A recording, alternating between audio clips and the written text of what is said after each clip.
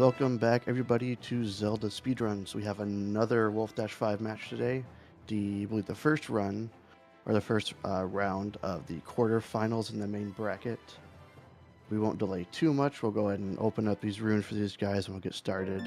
I'm on commentary here today with, myself and Prince. How's it going, Prince? It's going pretty well. Hi, everybody. Who all is excited for this race? Because I'm extremely excited for this race, personally speaking. Yeah, it should be a very good matchup between these two runners. Yeah. We're getting into the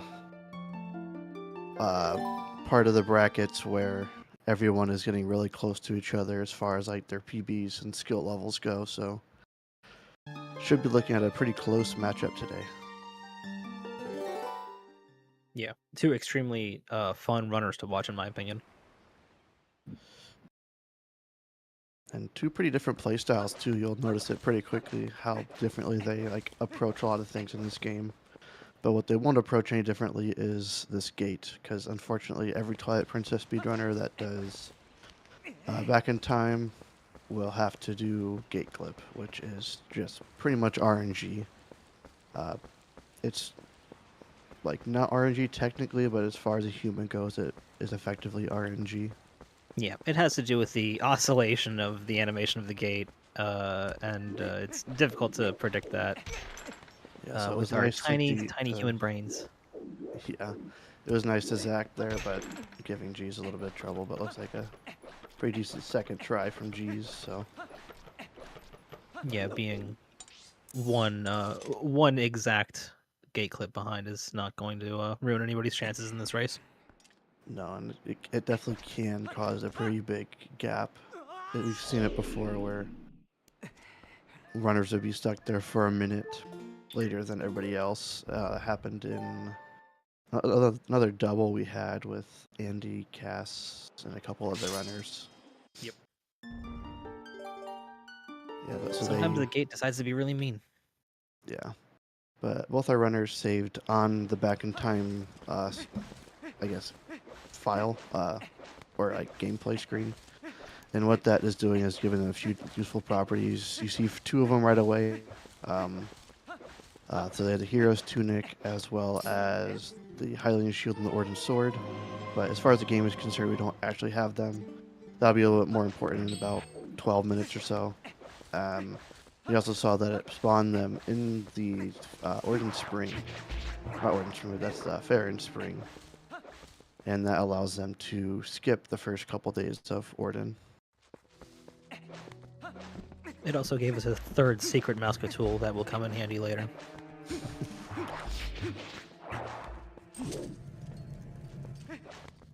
Yeah, so they're just making their way through this early game section. The start of any percent or TP any percent in any run that does back in time is a lot of rolling through varying degrees of lag. So that Farron area wasn't too bad for lag, but you can see our runners are turning their camera here, and that's to kind of mitigate as much lag as possible because this North Farronwood area tends to be pretty laggy. Watch how tight their vectoring is, even despite the camera adjustment that they're doing. That means that they're both keeping focus on adjusting the camera such that it isn't, in a bad position, but also that they're adjusting their angles and position really precisely so that they're, not losing any time taking bad lines. Yeah, so I'm pretty confident that Zach is just using claw grip. I Yeah, didn't Zach pay super claws close most of the attention. time. I think looks like G's is using claw too, because sometimes runners will give themselves intentional analog glitch, which you can just, if you target for one frame, it locks Link's moving direction so that you can move this camera freely without adjusting like where Link moves, where normally adjusting the C-stick will adjust Link's path. And we see a lot of that just camera panning from Zach in general, because that's like a big way that he goes about playing the game. Yeah, it's sort of his preferred play style. It's one of the things that I think makes him so fun to watch. Yeah, it definitely sets him apart from the other runners. It's pretty cinematic the way he goes about playing with the camera. But use of having the Ordnance Sword is that they can kill these Bokolbans. These are just 2 slashes, and then they can just break the cage nice and quickly. And now they're extremely close, despite the only thing in between, gate clip and back in time, and now has been rolling. So, really goes to show how much a difference it makes.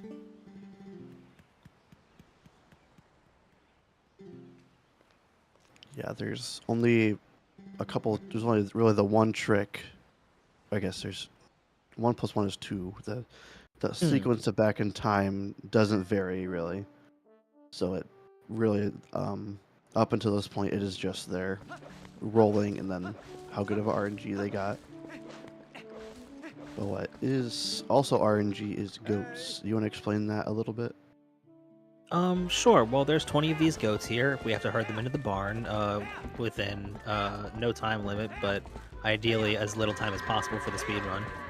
They are arranged in the same pattern every single time, but their sensitivity to Link's presence and his whooping is randomized every run, so we sort of have a couple of general patterns that we follow, and then we adjust those as necessary to the goat RNG. Looks like, yeah. G's had a weird, like, Howard, but got a pretty traditional 24-ish. Zach is not having quite as nice of luck, but hopefully this last goat will go in without too much of an issue. Yeah. He was doing really well, but the goats sort of clumped up in a really unfavorable way, which caused a couple of them to veer off target on Howard. Yeah. Like Prince said, we try to take a general same path every time, but with there being so many RNG factors, you have to react to what the goats are doing and how they're reacting, so it can become a lot to keep track of.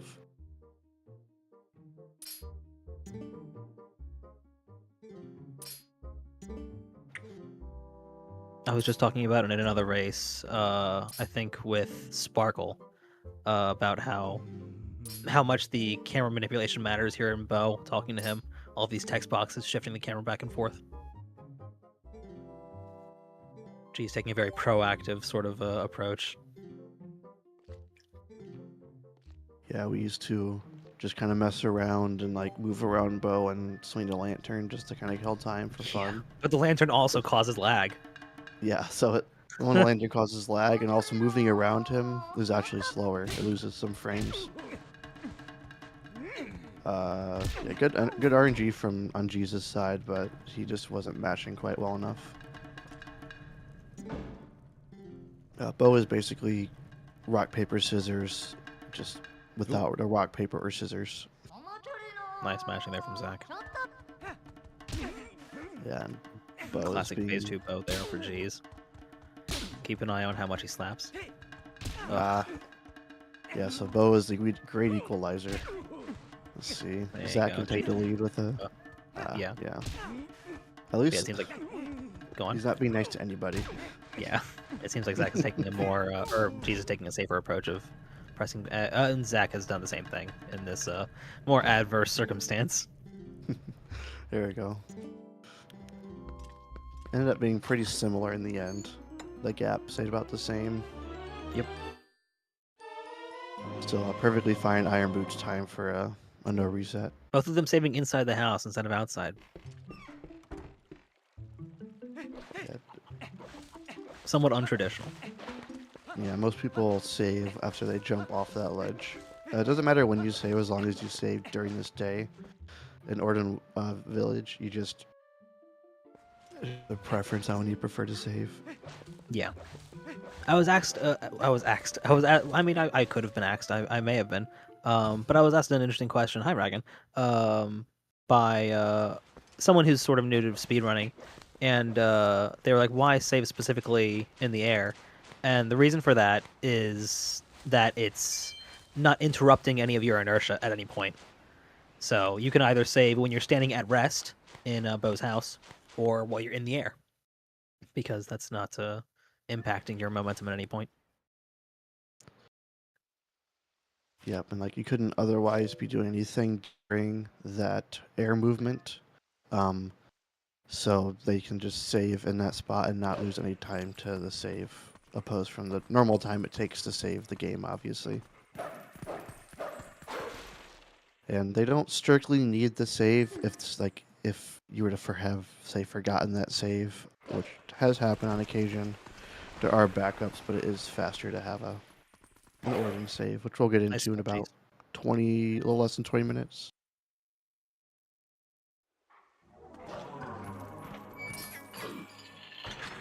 Zach didn't go for a spin. He went for a more optimal jump attack. Yeah, that's the first instance of a one-framer. In a lot of instances, there's a one-frame gap for input between two cutscenes, and some of them are not important, like the one G's did for Swag, and then there will be some a little bit more important ones, and a very important one coming up in 25 minutes or so. I wish I'd pointed it out, but coming out of the small tunnel into the main sewers area in the beginning of the zone, G's did a B attack out of the tunnel, which is pretty fast and always reliable, whereas Zach tried to go for an early cutscene where you tip your snoot into a cutscene trigger that plays when you're supposed to hit the ground, or that's supposed to play when you hit the ground, excuse me, and instead plays it while you're dropping. But he unfortunately missed it. Yeah, it is faster, but it has sometimes if you don't release to neutral fast enough or just at all, you'll just end up jumping super far into the area and have to do some And it's awkward extremely movements. embarrassing. Yeah, and I always end up like jumping off or bonking and doing something Yeah, it stupid. really so- fucked up the vectoring. It's a nightmare. And it saves frames. It is not a big Yeah, time it's saver. not even worth it. But it is fun. So this will be a first. Hopefully, G's get this one frame right here, which he did. That saves a little bit of time on having to wait for the animation of Midna going to the spot to jump. Saves a second-ish or so. And there will be a few of those in this section. Zach didn't get the frame rate, but he did get the text skip, so it sort of equals out. Yeah, so there'll be another one right after this text, as well as a little bit bigger one after skipping this cutscene in the next area. Sewers is really just optimized wolf movement. You see G's got it there. That one you can kind of time and be 100% consistent if you're good. But sewers and rooftops is just optimized movement. We have it all choreographed, so these guys know what we're doing as far as that goes. You see some dash cancels. A dash cancel is interrupting a dash within 10 frames of initiating one. And what that allows you to do is start a dash right afterwards. So you'll see that very often by jumping off of a ledge and dashing pretty close to it, or pressing B right afterwards to artificially make a dash cancel.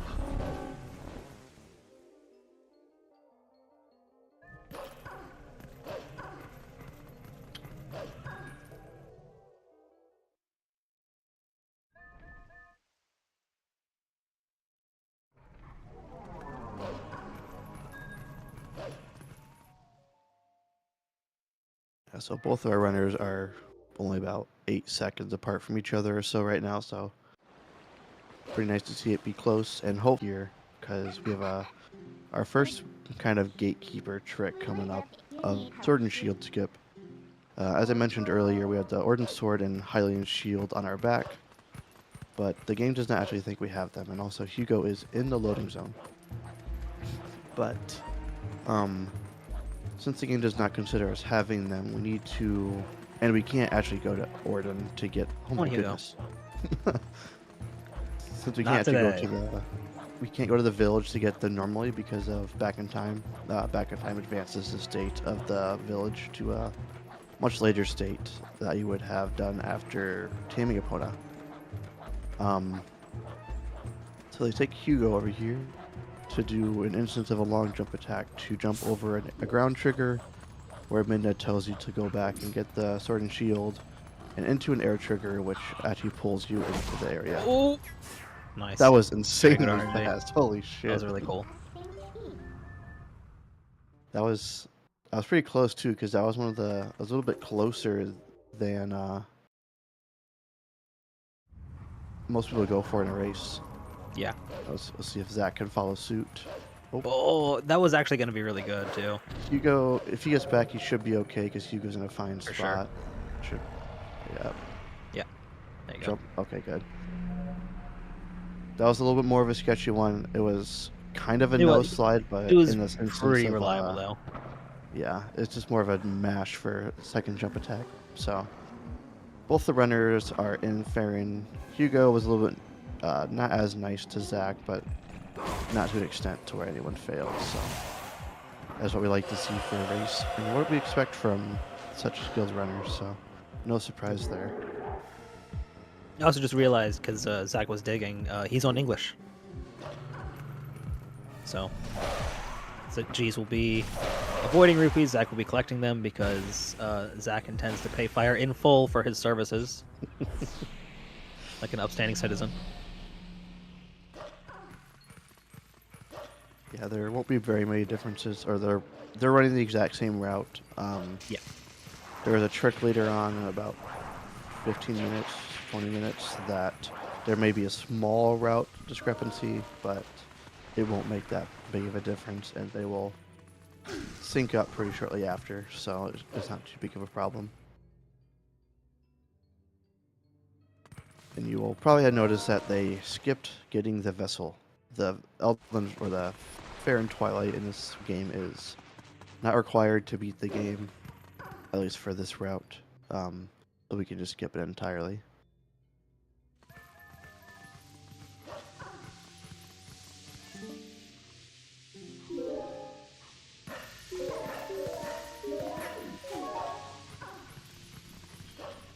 I should conduct a survey of who all runs to the left of that sort of outcropping before the Z press, and who just, goes to the, big splotch that you're supposed to stand on.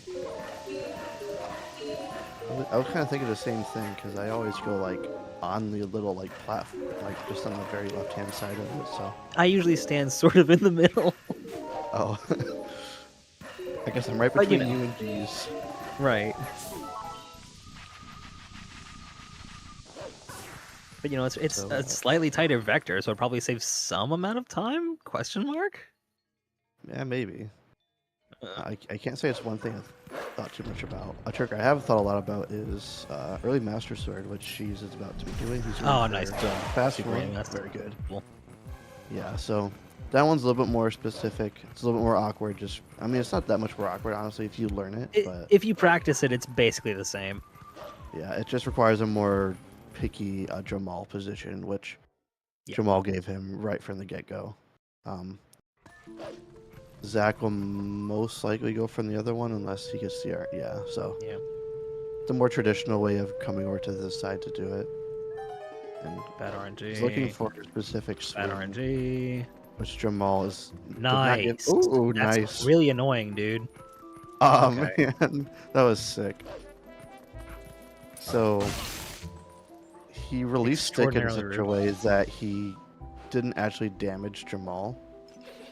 I was very fast for what he was given. That was very well played.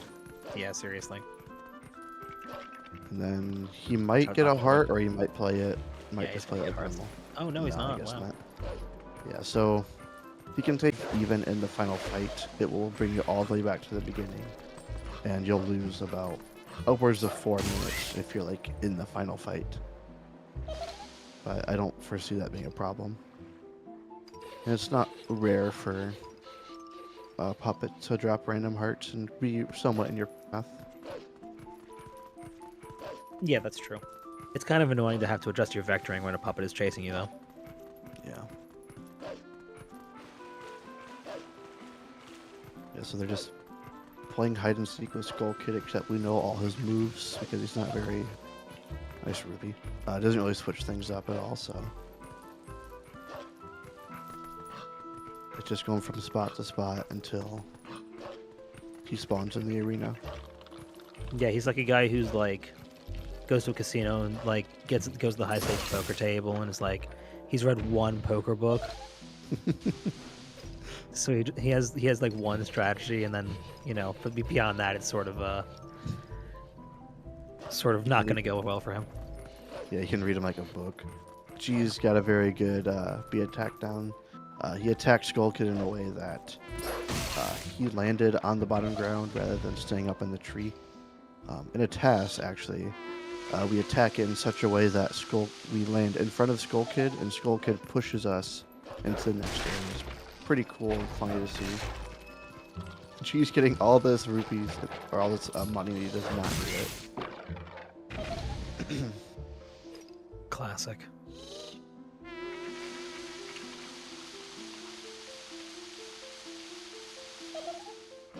So that goes for that straight angle that's way more reliable to not leave you hanging off the ledge.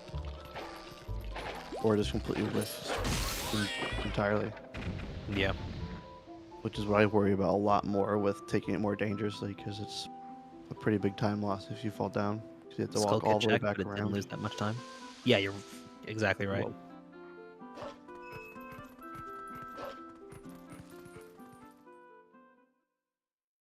And now, she's just used the Howl, and it's going to be a really good Master Sword time for a race. Looking like it's going to be a 21-25, I do believe. At least looking at Zach splits for the time. Math checks out to me. Zach's not too far behind.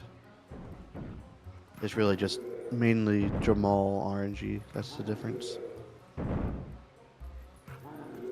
And Zach is actually trying to collect rupees during this sequence.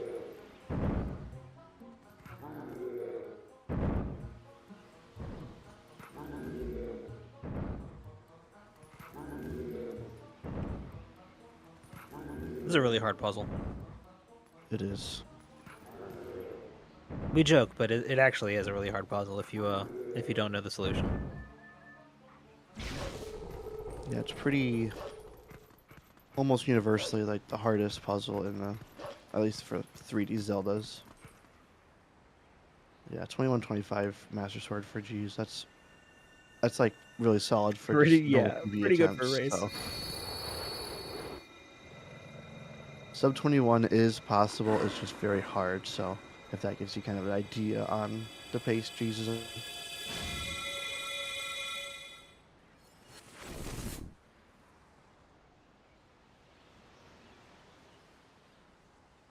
And Where's Jesus Mid? had a very good showing in Wolfdash so far anyway. He's had some pretty quick runs, so hopefully he can keep that going. Yeah, I was taking a little peek-see at the old bracket. And both of these guys turned in amazing runs in their previous race, but G's put in a time that was just under a minute faster than Zach's previous time versus Sparkle. G's in that race versus Jim had a 246, whereas Zach had a 247.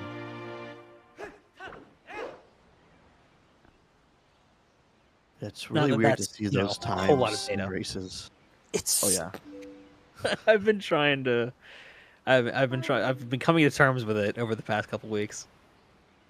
Yeah, just like it's in general since the the whole reason Wolfdash 5 is happening is back in February, Gymnast discovered a very big glitch known as displacement clipping, which we might get into the detail. A large number of walls and doors, and you can kind of imagine you'd have to meet certain like criteria.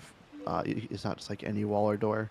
But for those that meet it, it can save a lot of time. You can kind of imagine the time saves it would have. And displacement clipping replaced an old version of pull-gate skip that was a lot harder than what we have to do now. A lot more intensive and involved. Still in HD though. Yeah, it's true. It is a little bit easier in HD, at least the ending blow part of it, but yeah, we will not be seeing that today, fortunately, because none of our runners want to be doing that in a race. They could have a gentleman's agreement to do PGS. Not that I think they should or would. No, it's I definitely wouldn't have started another Wolfdash if we still have to do the old method, because that'd be so miserable. It just made an Arbiter at that point was made to be. It already was the hardest dungeon in the run, and it was just made significantly harder because of that trick. Yeah, seriously. Like it was already sort of a point like where uh we'd found display, or we'd found Pogate skip, and we'd found step clip, and stuff was starting to like slow down again, and we were like, okay, Arbiter's Grounds really fucking sucks. 80% kind of sucks. Yeah, 80% kind of died for like there was a big hype at the start, and then the category kind of plateaued for a while. Yeah, it did sort of at a medium to high level. There's been a sort of the background murmur of low level and mid level runners for the whole time since 2023, 2022. Mhm. But it was really because at high level TP, you're at the point where messing one thing up in Arbiter's Grounds kills your entire run, Yeah, which not very fun, yeah, it especially was. when it's halfway through your 3-hour run. Yeah, but so we're making our way to Forest Temple. We don't need to do Fair and Twilight, but we do need the necessary equipment in Forest Temple. Gale Boomerang. Both our runners are going to be doing another instance of Back in Time, except this one is going to be used to get monkeys via some early boss flags. So they can load it back in time, and then they can load that bow save from the start of the game. And what that will do is load the KB1 fight, and they can get to the second scene, and then they can skip the cutscene and reset the console during that. What's happening during that cutscene is there's a boss flag with a very large value, and it's quickly counting down, but by resetting, you are basically stopping that boss flag value, and it persists through every file. It's persists through the game, so they can use it on their main gameplay file to get monkeys, and we use a little bit later on in another dungeon for another fight.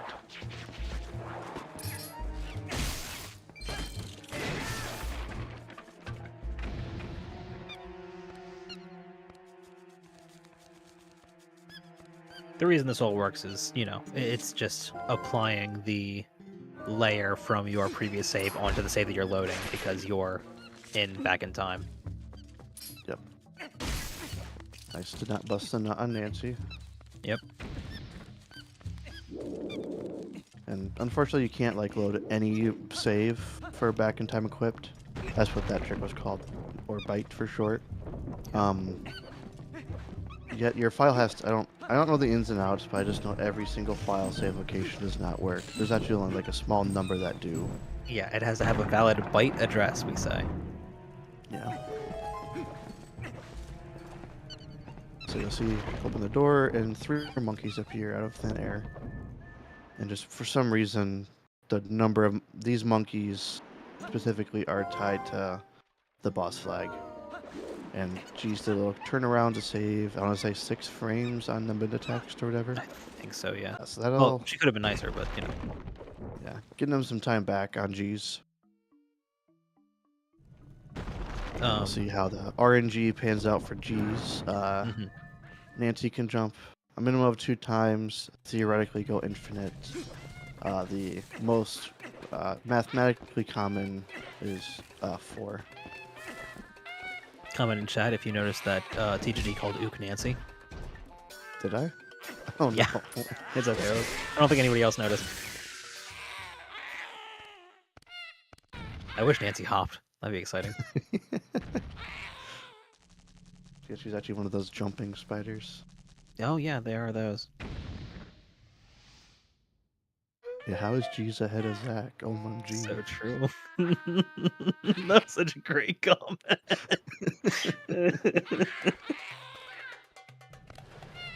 I know Cass is going to be eagle-eyeing right now because him and G's have a little competition with a trick coming up here in a couple of minutes as far as their consistency goes on getting it. 7. Oh my goodness, 7 hops. RNG does not like Zach today. Yeah, it could be a lot better. And that's a mid to low rang for G's, so. Yeah. sort of a low 30 rank for Zach, which, you know, for a race is pretty solid. Yeah, he hasn't really done anything wrong. It's just Yeah, he's just sort of just gotten screwed by RNG over and over. this rolling with the punches as they come. Javumi teleporter, we ask Midna. Pretty sure that's what that says. I'll take your word for it. Yeah, but now Jesus is going to escape Forest Temple by just doing a very simple boomerang LJA. It's actually pretty precise. It won't look like that much, but the standing position is pretty precise, and you just kind of barely clear the trigger. The Q is pretty good, but it could be better. Yeah, and just fine adjustments are kind of difficult. It's pretty easy to like be moving like a tiny bit, and all of a sudden Link takes a monstrous step, and then he walks you into the trigger, and then you walk all the way back, because it fucking forces you to walk all the way back, and it fucks your camera angle. You have to fix the camera, and then you have to walk over again. It sucks. It's a nightmare. And just so you know, that's the internal dialogue of anyone who ever failed force escape. Just like that. That's how I feel, at least. That's every time. So we got about a 30-second difference between G's and Zach, which is basically nothing as far as Twilight Princess is concerned. At half an hour, yeah. As we like to say, all rank times are the same. Yeah. And there's a very good reason for that. But so G's is going to do a post-man skip. Another LJA that just kind of barely works. Or it works very easily, but it barely clears the trigger. And G's is going to be doing probably the most important framer in the game, or the run, which is Gorge Void. He's going to enter this area and complete the Shadow Beast fight like normal, except after the little cutscene of showing off the portal, it pans down to show a cutscene of the bridge. But between those cutscenes, there's that one frame like we discussed before, where you can input something, and they're going to be going for a jump attack. And Jesus had perfect consistency, so hopefully I did not just give a commentary curse by mentioning that, but, you know. Oh, Zach still does the dry roll at the skull Q. That rules. Oh, he doesn't do big-ass splash Q? No. Dude, I tried learning it once, I got annoyed and never did it again. So I still did the dry roll. I think I did the same thing. I think I bounced off big ass splotch once, but oh no, Cass, you win. That was even like a small competition because they both had perfect consistency on Gorge Void this tournament, but unfortunate. So it's not too big of a deal. It just loses a minute and some change. Cheese will just have to take an extra trip back to Farron Woods to after getting the Zora's Domain portal. And then if Zach gets it, he can actually take the lead because the time it saves is more than he's behind. Look at these guys getting Rotten Cloud RNG. Damn. Oh man, Zach. Well, it's nice that they both missed it. Yeah, it's been pretty determined that this community cannot do Gorge Void according to our tournament. Yeah, statistically, we should be mashing. Like, we should not be pissing around with this timing and shit. We should all be training to match at 15 hertz. Just get that straight 50-50. What? Yeah. I don't even know what it is. I don't know how up to date that part is. That's a good question, actually. I assume it'd be the same amount of updated, right? No, because their Muix is like manually going through each run to Oh, fucking hell. actually like notate that stuff. Maddie's just updating the like run times and stuff. Though I think it actually pulls from our spreadsheet, so I think that might update it automatically. I don't know how up to date Muix is on the tracking. Just a little bit more, maybe? That's what I'm thinking too. Like, just a little. There you A go. little, Thank you. I mean, just a little bit more. Just do me a solid, just a little bit. Thank you, G. Okay, thank you.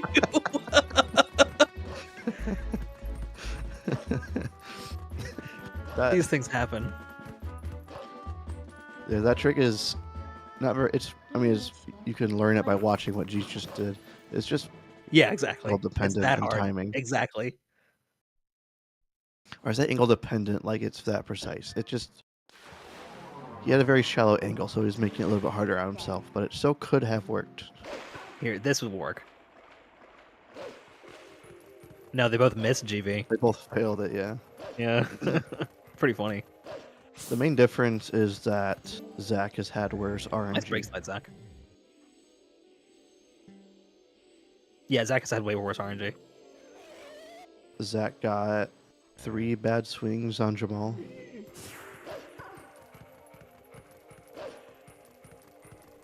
And actually, Zach got the phase through Jamal, like releasing the attack. Oh yeah, he did. Jesus going for car drowning. And drowning. It has a risk of crashing the game if that should be fine though. It's pretty typical. This is totally safe, yeah. Yeah. He's going for car drowning, but crucially did not do the Pheno speed up, which is nobody has a name for it because it isn't a real thing that anybody cares about. But Pheno found a thing where if you run sort of out of the radius of the fight, then it makes, like Zach is doing right here, it makes Catherine attack a bit faster. So Zach is also doing that and drowning, which is a little bit riskier because spot is super. It can really screw up her pattern. Yeah. Okay, she's kind of she's normalized it now, but it looked like she was like way left at the start. Oh geez, looks like he went a little bit early. Unfortunate. Okay, he's good. Yeah, G's failed. The car got out of bounds, so they're basically on top of each other now. Yeah. Yeah, look at that. They're basically in sync. Let's go.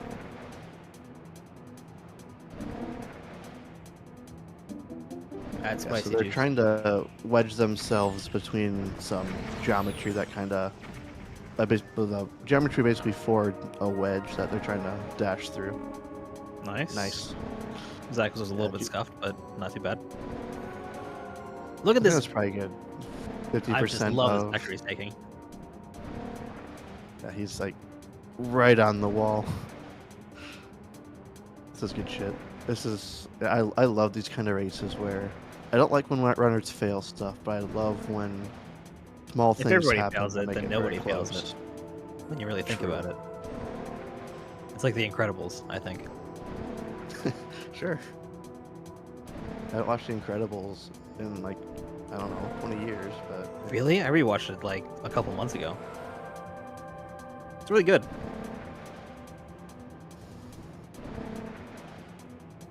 Shoutouts to The Incredibles. Yeah, that's all you got for commentary in this section. There's a one-framer coming up. This looks like Zach mashes. Jesus, probably both of them missed it. Nice. Sync. That's another. It's the same as at the top of rooftops after sewers.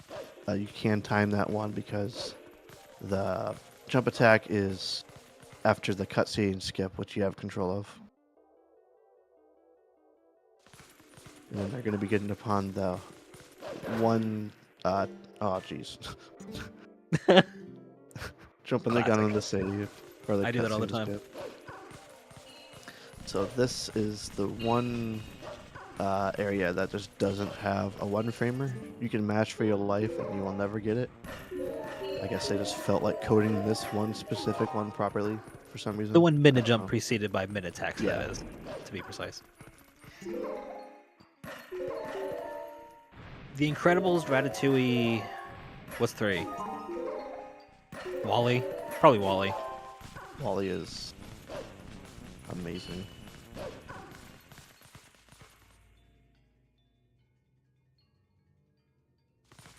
Put your top 3 in the chat below. Yeah.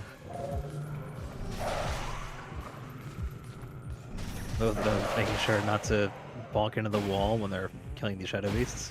They're now synced again because of weird RNG. You get scored for 2. I gotta listen to both those streams. Jeez, got They it. both got it. Oh, did Zach get it? Zach flashes senses. How did I not see that? I heard it. Okay. Oh. Yeah, so they're both having to warp back to South Farron, which honestly I think most runners, the main reason they hate it, aside from like the minute plus time loss, is having to do forest escape again.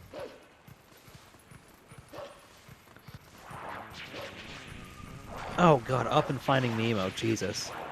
Wow, did you I guys know that mean, Pixar has a lot of bangers?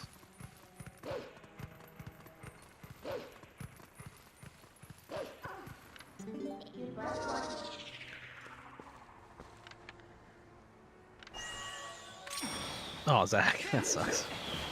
Gotta find that temple deep in the woods, brother.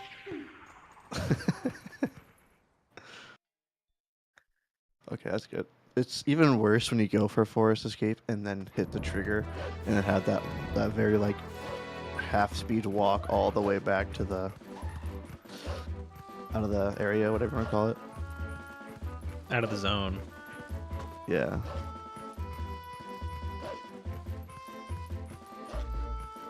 Ever heard of the notable wolf method? Have you patented that now? No table. Yeah, exactly. Is it actually the no table wolf? And it's actually just a wolf that isn't allowed on the table? Oh.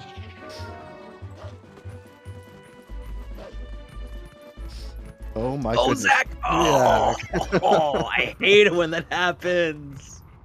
That is like, it I think bites. the biggest downside of doing the roll method is you spend a little bit more time where it can be just a little bit easier for this dude to fuck up your day. But he didn't do anything wrong. Say it loud, no table. The throne is stable. You're gonna have to do a whole verse about that, actually. Yeah, so Jesus coming up on Rupee Roll and Gorge Skip. Trampling all of if the you were flowers to- because the Gorge Void trigger's gone. Should be fine. Yes, it's totally fine. Rupee's in a kind of a weird, goofy spot, but hello? Okay, he has some money. So he's using the rupee to LJ on top of this fence and using the text to stop his momentum. If you were to do that LJ without the rupee, you just slide off. Or you could mash B for ages and eventually slide on the other side, but that is slow. And then from here, they can just do a simple LJ to get across. Zach is standing in kind of a weird spot. But I guess he has a weird cue, yeah. Whatever. Gets the job done, I suppose. Yeah. And you may have noticed that the rupee text was a lot faster for Zach. You would think that not having to collect rupees at all throughout the run would be fast. But the trick to actually skip paying fire the money for the rupees, or for the cannon, is very slow. And rupee text on French and other text in French is very slow as well. But it's not insane. It's not that much slower. So it comes out to preference at the end of the day. Like when we say insanely slow, it's like a couple of seconds of difference between all of the languages, excluding Japanese. Yeah. But the French rupee text is insanely slow. Dude, it threw me off the first time I did a run with it because I failed the roll part because I was expecting to clear the text a lot sooner than I did. The first time I saw it, I was howling with laughter. I was so aghast. Dude, it was even worse. And like when we get to Zant in, I don't know, hour and 45 minutes or whatever, Zant just hovers in the air for a good few seconds, just staring at you. Yeah. So funny. Oh wow, geez, timed that side hop so tight. Yeah, Korean is the fastest text. However, it is the newest version and has the most patched. But the glitch list, it saves like 3 or 4 minutes on text or something. It's insane. Or it might be closer to 5. I don't know. I know Beast said it at the start of the glitch list task, but yeah, it's faster glitch list. That's the big thing for Korean. Yeah. And then we don't If you're do into Japanese, you need that Japanese. Korean copy. Yeah. And Japanese text is faster, like it is faster than English and all the other ones, except it has a crucial glitch, map glitch patched out. So we do have, I guess, yeah, we do You have don't need other map ways glitch for any to, percent anymore, but yeah, you just it does make it a lot want to- faster. Or a lot easier, rather. Technically, Wolfo Super Jump is faster, but it is a lot harder and requires basically a good first try. Yeah. It has RNG to it. It's just, ugh. Yeah, I hated tassing it. I don't even want to bother doing it. Oh, RTA. yeah. But if you watch any of the any HD runs coming up, they will be doing. Cool movement, Zach. Yeah.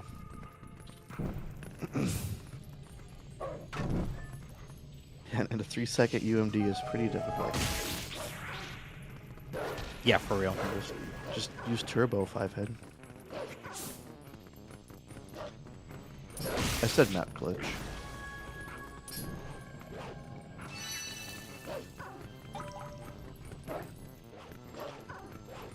Yeah, so Jesus completely able to ignore any amount of rupees, which can make Elden a little bit more inconsistent, just because a little bit of awkward movement to attest with. Oh, I did notice. Did Zach do the B attack or minute charge the bug? I did not see. Shit. G's B attacked it. Mid charge I usually is minute charge it. best. It is just fastest. Mid charge don't have the hit stun effect that normal B attacks do. Yep. Like Twilight Princess has a like weird hit stun effect for dramatic flare whenever you attack an enemy in most cases. And it actually just stops the game for 5 frames. So if we can eliminate that, say like, eliminate it on 6 enemies, you're saving a second. Nice, cool movement from Zach. Yeah, pretty sick brake slide there. Using the brake slide to turn around. I love this side hop onto the wardrobe and like the jump attack up with the bug that people do nowadays. Like people are mixing up that what's his name? I don't know, the bomb house bug. Barnes? Barnes, yes, thank you. Yeah, both these guys are just entertaining speedrunners to watch. They've been doing it for years and years and years. There's probably 2 decades of speedrunning between these two guys. Yeah, probably.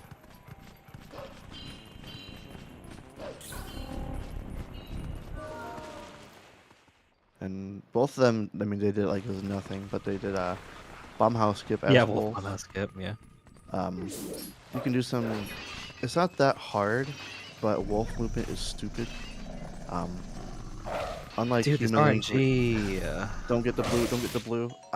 Slow ass text. Also got 2 blues in here. This is kind of insane. Might as well collect them, yeah. Might as well collect it now. But as wolf, you need to be holding direction for at least a frame. Whereas like it's as better human, bug you can RNG. do it at the same frame as moving your control stick. And it Zach can did make get pretty that good bug kinda RNG. hard. Yeah. Oh, that dig was so tight.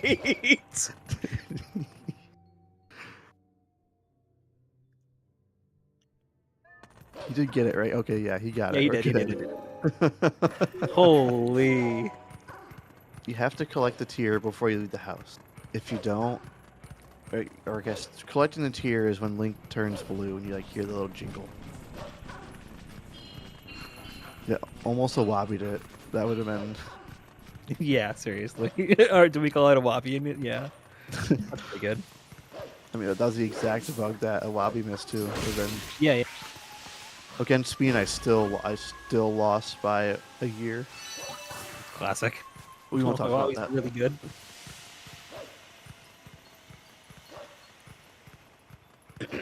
And they're not singing us another song here. They're not learning. Watch these dash cancels here.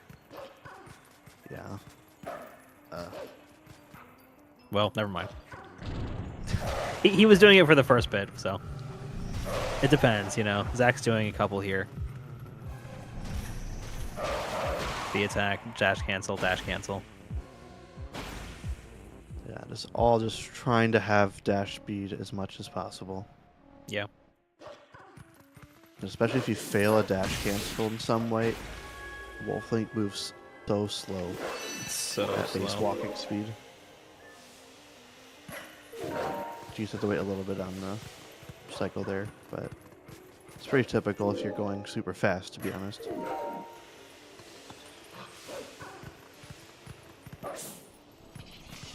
And this bug can be kind of annoying.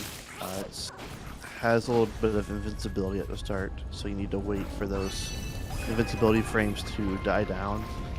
But during that time, you can get that Karg or a bunch of Squeebles coming after you, but they both handled it pretty well. Yeah, both of them had the target locked before any fuckery occurred.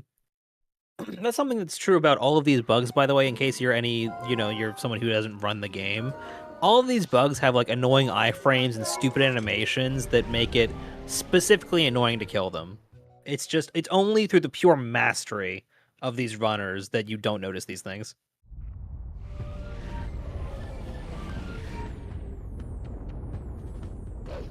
Oh, I say they both get. Yeah. Actually, I say they both miss. Neither of them are gaming this one. For the sake of a tied run, I think it's about a few seconds apart. I think Zach gets it and G's misses, just for the sake of tying up a match. Because gamer side hop saves way too much time for what it is. I think you usually tie up matches in matchbooks. Yeah. I guess.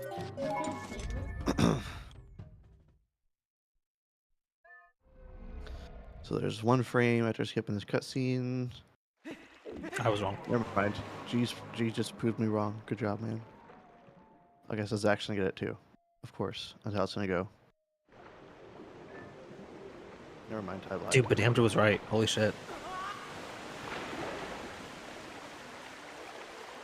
Alright, Badamja, you're mod now.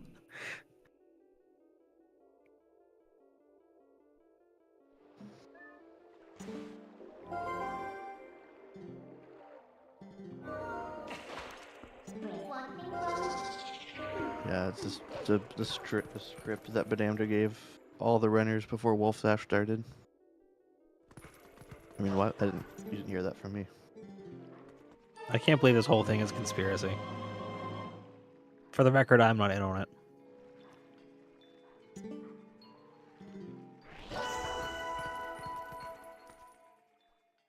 Although I do get a cut off the back end.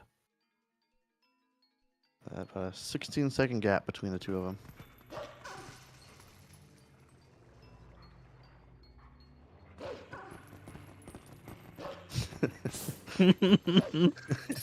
We thought it was funny at the time.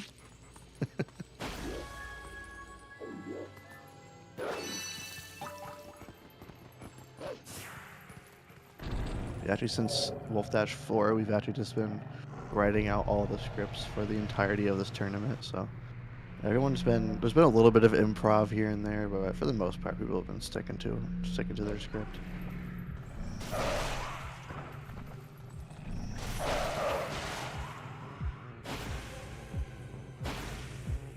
Yeah, Linear Twilight is a pretty commonly disliked section of the game. This messenger fight is a pretty commonly disliked section of the run, in my opinion. Yeah, it's kind of a weird arrangement for the walls, as well as the position of the beasts.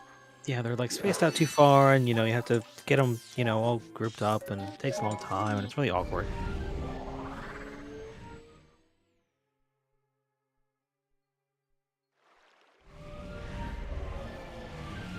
No rupees for Zach. Okay, there we go. Okay. Yeah, like we said, gotta make sure you flash blue. Oh, scam. Did you turn off senses too early? I think so.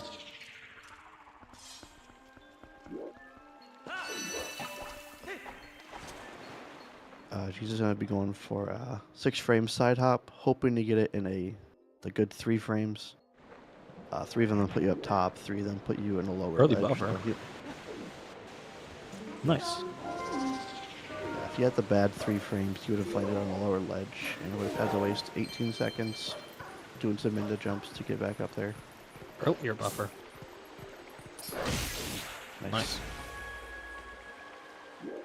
Oh, there you go. 2 waterfalls, side hops. Yep. You get a little bit of money on the way.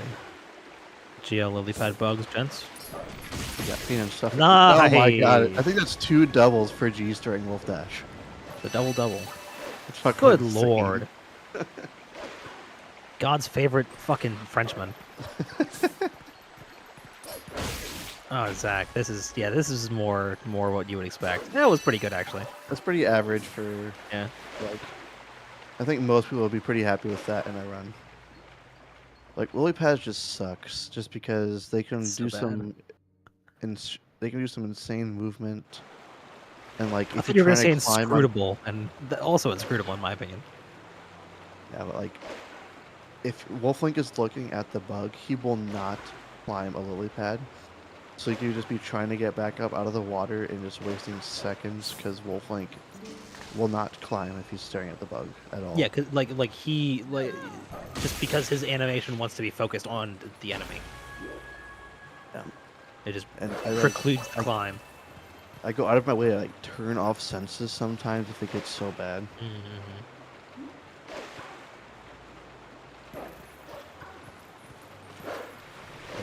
This section for G's that he's going up on is the reason that Lunar Twilight is so incredibly long. You have about a 2-minute section of just dashing as Wolf, or I guess you could say you're Wolf dashing.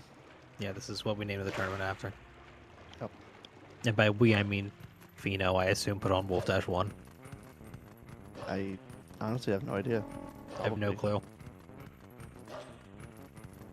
If any Any Wolfdash boomers? historians are in chat, I guess we'll find out later. I'll ask Anno, he'll know. I only know who did 3, 4, and 5. Yeah, same. Those are the ones that I've been here for. This 3 was Swiftdyke and KM Keatons. 4 was myself, Anno, and Simi. And 5 has been me, Muix, Qwerty, and Badamja.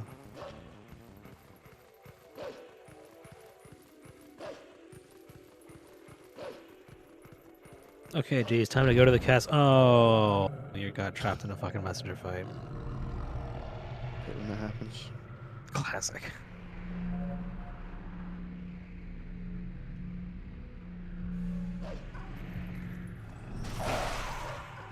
I bet it's probably quite a shock though when it happens to you, like when in a casual game, you know. Right, hit the shit scared out of you because you just were dashing for 2 minutes casually as well. Yeah, literally. Actually, for longer if you're casual, you'd. Probably. Yeah. And the speedrun Where the would hell be am I supposed to go?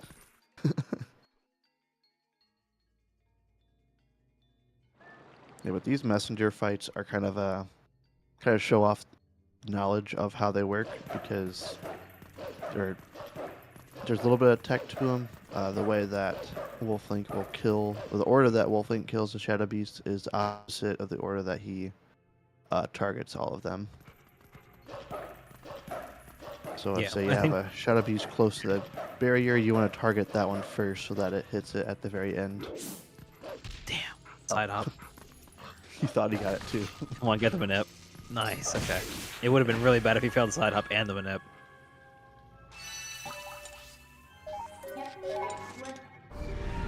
These dash cancels, man.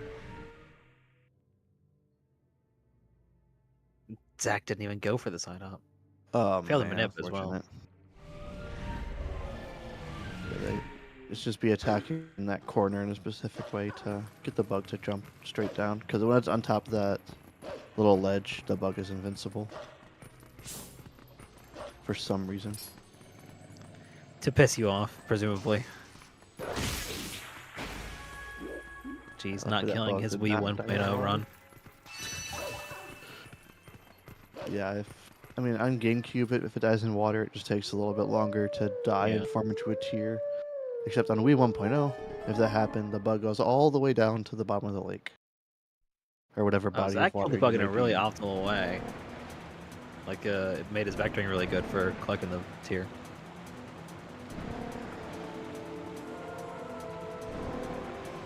I'll be right back. Okay. Speaking of vectoring, and presumably Zach as well, avoiding this first bug initially to make the dashing and the vectors line up a little bit nicer. In my personal opinion, I find it a lot easier to just do them in order. That's just the way that my dash spacing works out. Maybe I take weird lines or something, but it's been time to save time, so I know, obviously, for a fact that I'm wrong. Walking on the lower rock there saves a little bit of time instead of walking on the right side of the wall.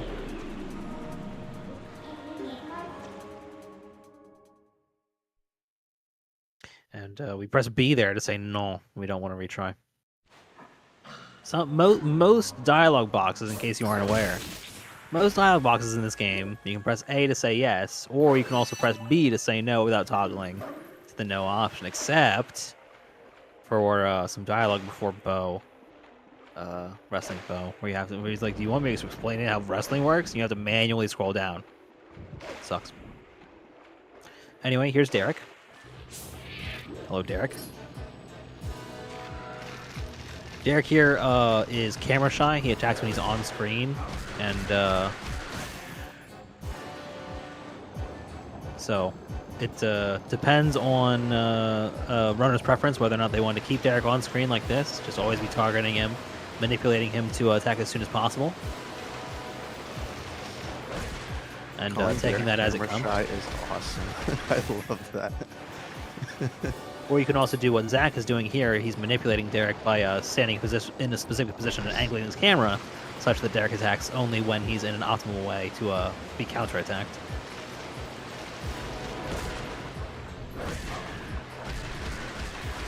The former strategy, Jesus, is slightly faster, but Zach's is far, far, far, far safer. Because sometimes Derek can be in a really, really, really weird vector.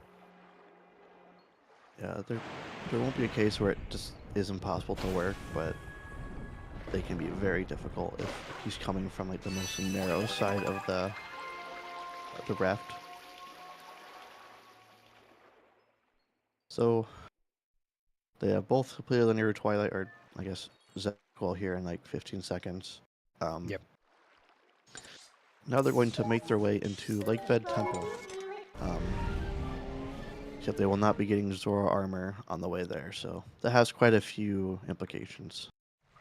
So first of all, they're going to be making their way to Upper Zora's River in order to, one, get Ending Blow, or sing for Ending Blow, as well as get a bomb bag from Aiza by untraditional means.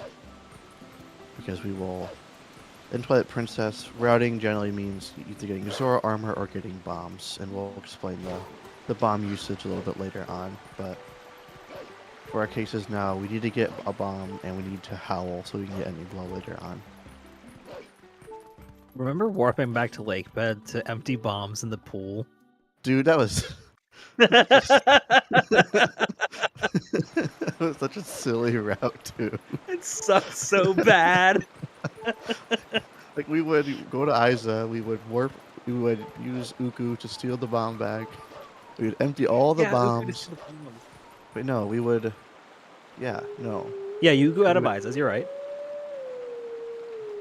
Then we would Uku out again, and then we would be dropping bombs on our way to Snow Peak. And then... Wait, I remember emptying bombs twice. Am I don't know. crazy? You're like all over the place with this shit, man. My You're routes completing in my like head 3 routes right now, I think. I don't know what route I'm trying to think of anymore. TDD We used to go to has been Lakebed a around lot. for a long time. We used to go to Lakebed a shitload. We used to have like 3 trips for Lakebed if you didn't do Norgor. Yeah. But R.I.P. now, Norgor. R.I.P. the homie. It's technically, there is a case where it is optimal, and that is if you accidentally trigger this fight that Jesus is about to do, as like accidentally. Yeah. as humans. So, but he's going to be doing a little bit of somewhat precise trick to start this fight as a wolf. But he needs to talk to Iza first to initiate the sequence, and then he'll do a setup to get into a precise spot to be able to trigger, like the trigger that allows the walls to fall without them actually falling, so he can transform behind that sign.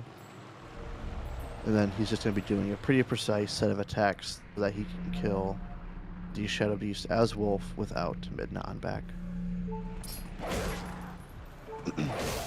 Zach doing the setup for the fight. That was pretty cool. Very fast.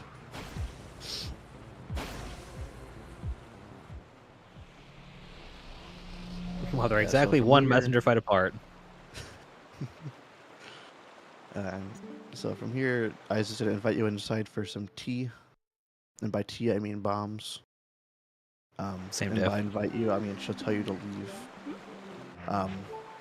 So he'll get one bomb back from Iza, and then he's going to warp back, and she's going to tell him to leave before bringing him right back inside, where he'll dupe that same bomb bag so that he has a permanent bag. The details kind of, I don't remember them offhand. It's kind of specific stuff with like the game is filling, like you have a The no game gets item that's confused. filling the bow. Yeah, we'll just leave it at that. But he'll get a second bomb bag. He'll have a gray rupee because reasons, and he'll warp to Lake Hylia, where he'll do another trick. I guess a lot more tricks. Several. This is a pretty. He'll continue to do daunting tricks for run. the remainder of the run. Yeah, we'll just go with that. So this trick he's going to be doing is to skip some plum text just by attacking out of his range. But he still wants to... Never mind, he's going to be talking to Plum from over here now. Oh. But he wants to start the fight, the minigame. He just doesn't want to talk to Plum because he's slow. And during this minigame, he's going to be attempting to collect 10,000 points so that he can get the heart piece. Yep. Wish him luck. So with 10 strawberries will get in there, so going the wrong way. Jeez, that's the wall. I think his controller might be... Oh. I think Jeez, he died. I think his controller broke. Shit. Hopefully Zach has better luck. Possible. Zach did get the plum text skip, by the way. Okay, good. But his controller... What the? Oh. Oh, in the same way, except he turned on senses. Kick the shit out of me. Weird. What a freak accident. Oh no. They call it lack highly because it lacks any water. Yeah. But he's silent. Yeah. But what actually happened is dying in the plum minigame will spawn you in the same state as the plum minigame, except in Lake Hylia. And that state doesn't have water. Because who wants to render all that water when you're not going to see any of it? Yeah. So from here, they're just doing a setup to get in a position to where he can do a bomb boost. The position setup is to time the boost so that... Very good. Yeah, so that happens.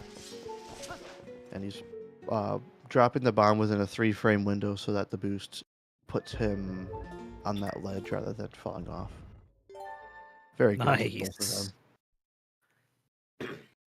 You don't expect these guys to fail it, but it would really suck. Yeah. Like, pretty much most of those tricks during that segment lose about a minute to fail, so that's why I was kind of calling it a gauntlet. She's doing swaggy boop. No, oh, purple friend! No. You fucking heartless IL runner. That's that. You deserve that. I don't like to like. Zach took his leg from purple friend like he should have. He's gonna get blown up by a bomb. Completely bolt past the thing. Oh no, we're good. Okay, good.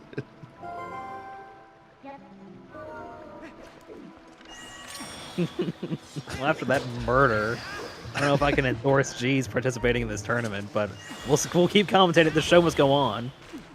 We won't tell him, but he's actually disqualified from the tournament. Yeah. That was a fast LJA. But he's gonna be doing for. Actually, no, he doesn't do the displacement clip. He does a double LJA. Yeah, that was I'm not weird. entirely sure. He's gonna get blown Oh! up. Zach, come on, man. It kind of helped him. I don't know. Yeah, a little bit. No, it wasn't high enough. Come on, man. There you go. Yeah, so G's Okay, I does got a the jump back. cool double LJA here. The old LJ. The old LJA, but that we got rid of, but then became common strat for a while, but now we don't do it again anymore because of what Zach's about to do.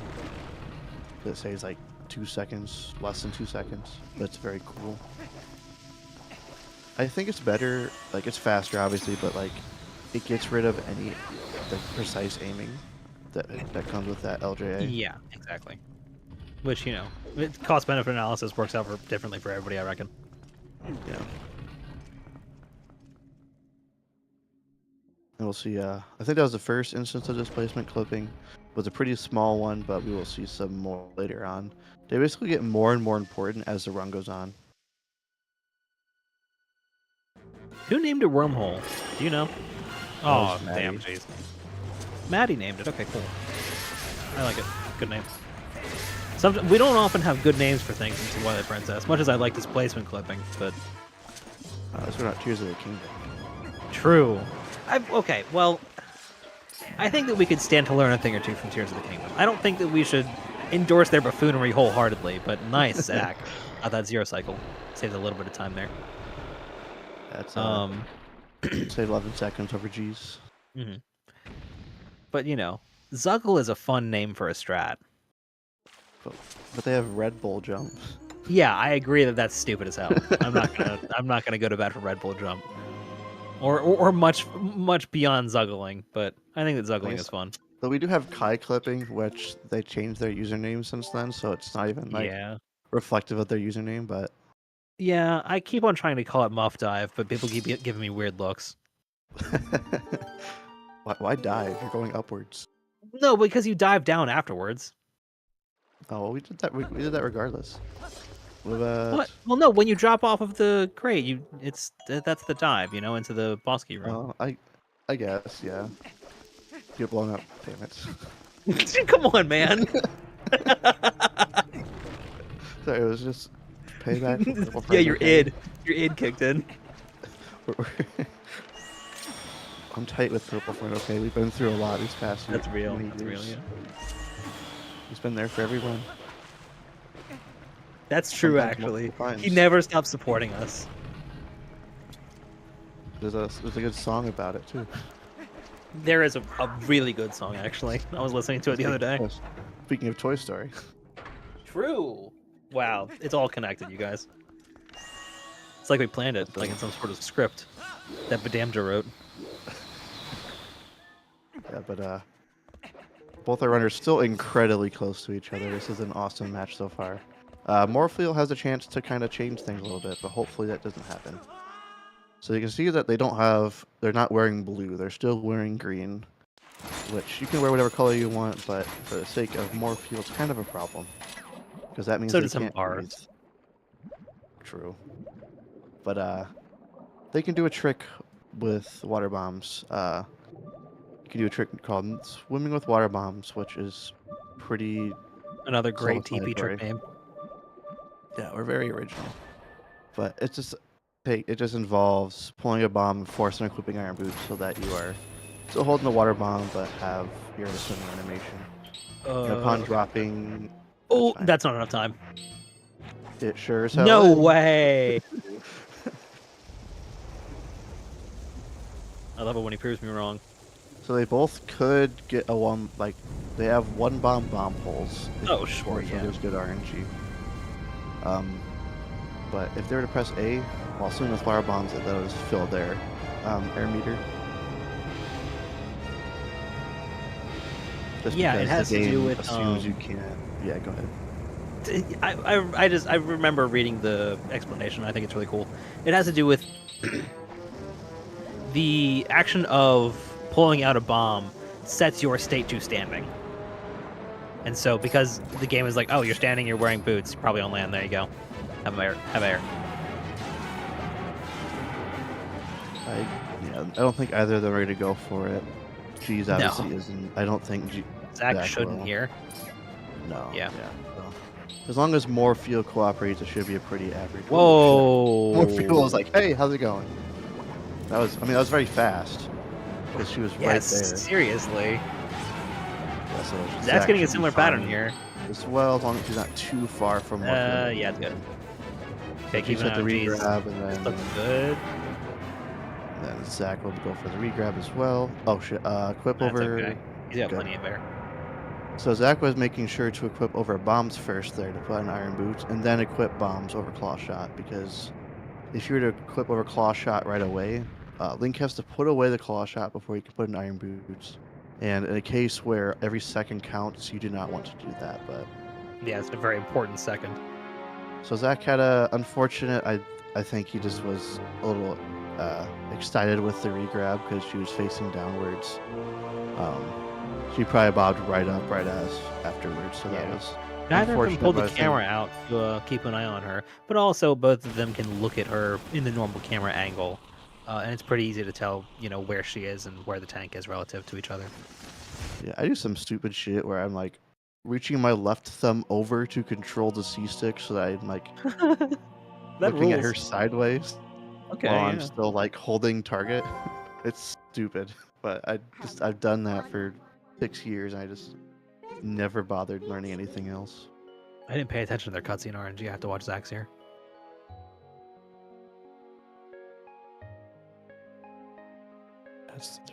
There's RNG in how long it takes Morpheal to run into the wall. It's Yeah. stupid. Not that much. It's like a second or two at most. And like most RNG in this game does not matter, RTA. But like if you're trying to task this game, there are so many small bits of RNG, and manipulating Morpheal's death animation, death cutscene is one of those that is just annoying to manipulate.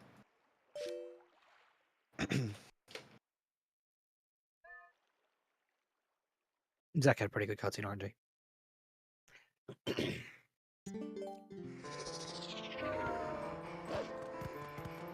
So not too big of a difference between Zach and G still. G's C downing an MDH, even though it doesn't save any time. It's vestigial. A lot of us still do it out of habit.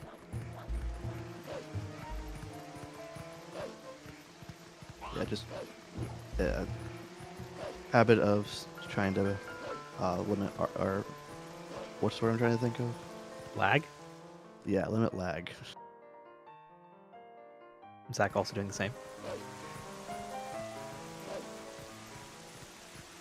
But they will occasionally see back up. You can see them see up every once in a bit to check their vectors, make sure they're on the right line. The minimap helps a decent bit, but nothing beats just looking with your eyes. Yeah. Minimap is only so detailed, so. We didn't mention it when they're in Twilight, but they're actually dash canceling all the way through Castletown. Your speed in Castletown is very slow, and what little speed you do have when you dash is basically immediately gotten rid of. So just constant dash cancels ends up being a lot faster. Yeah.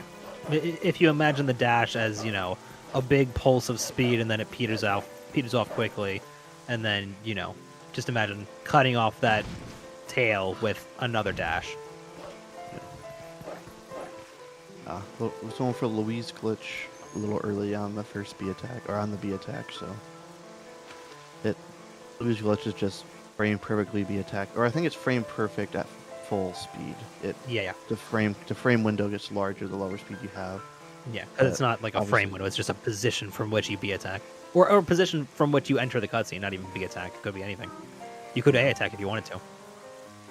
You could side hop, I bet. It just doesn't save enough time, so it's not worth doing any actual setup, because it only saves a little over a second. Yeah. And if either of them would have gotten it, the camera would have just been like zoomed out at a different angle. Yeah, it stays frozen sort of from the perspective of the top of the archway.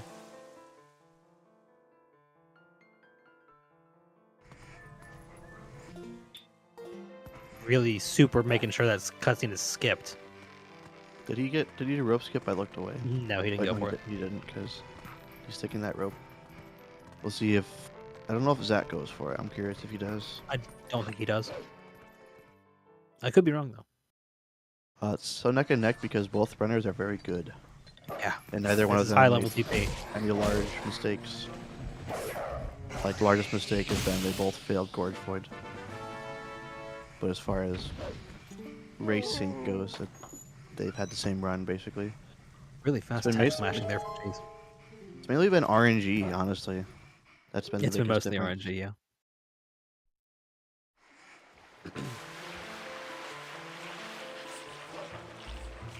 I'm sure it's the run sprinkled with, like, small gameplay differences, but nothing that's very obviously perceivable.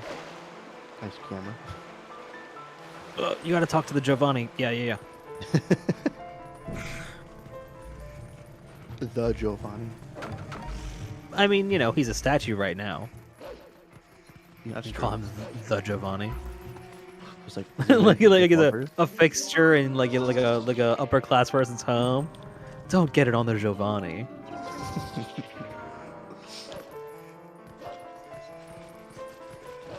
I like to think that the Giovanni is related to the Glubbers. Yeah, dude, it's all connected. They have, you know, similar sort of similar sort of complexions. True.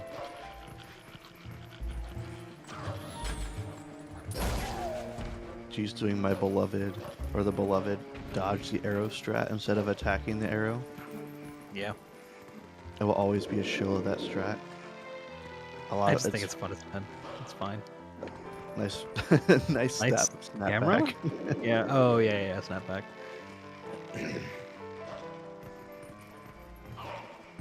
And geez, probably won't go for this first LJA. You can jump but though. He will.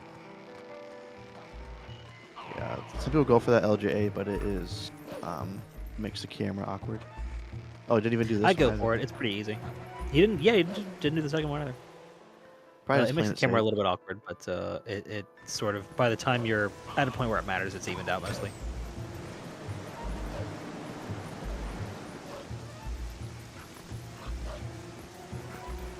Yeah, I think Jesus playing it safe there, because if you were to bonk, you would fall down a section of the stairs.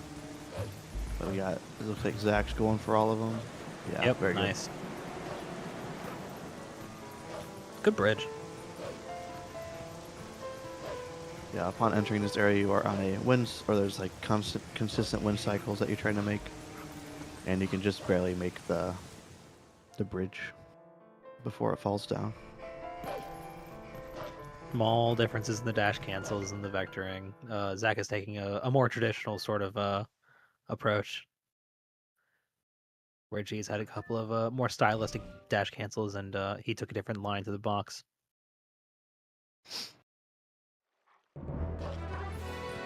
Similar results, though. Yep. So when they howled before entering Lake Bed, they're now getting that Golden Wolf. The only reason they need it is to be able to beat the game. Not that big a deal, you know. If you get to Ganondorf, the A prompt will appear, but you will not do anything below, and you'll just stand there like a doofus. One of us has done that. This is true. One of their names starts with a T. I won't say which one, though. Yep.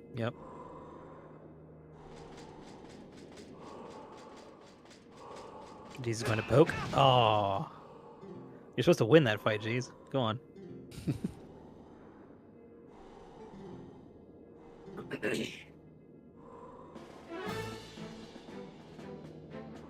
Gonna get that coup de grace.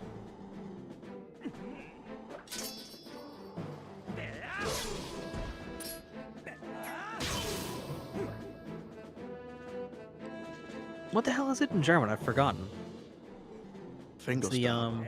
yeah, Fangstab. It's the yeah, Fangstos. Yeah. Well, there's not even a second. Oh, what? I'm stupid. Hmm? I thought it was Fango Stab.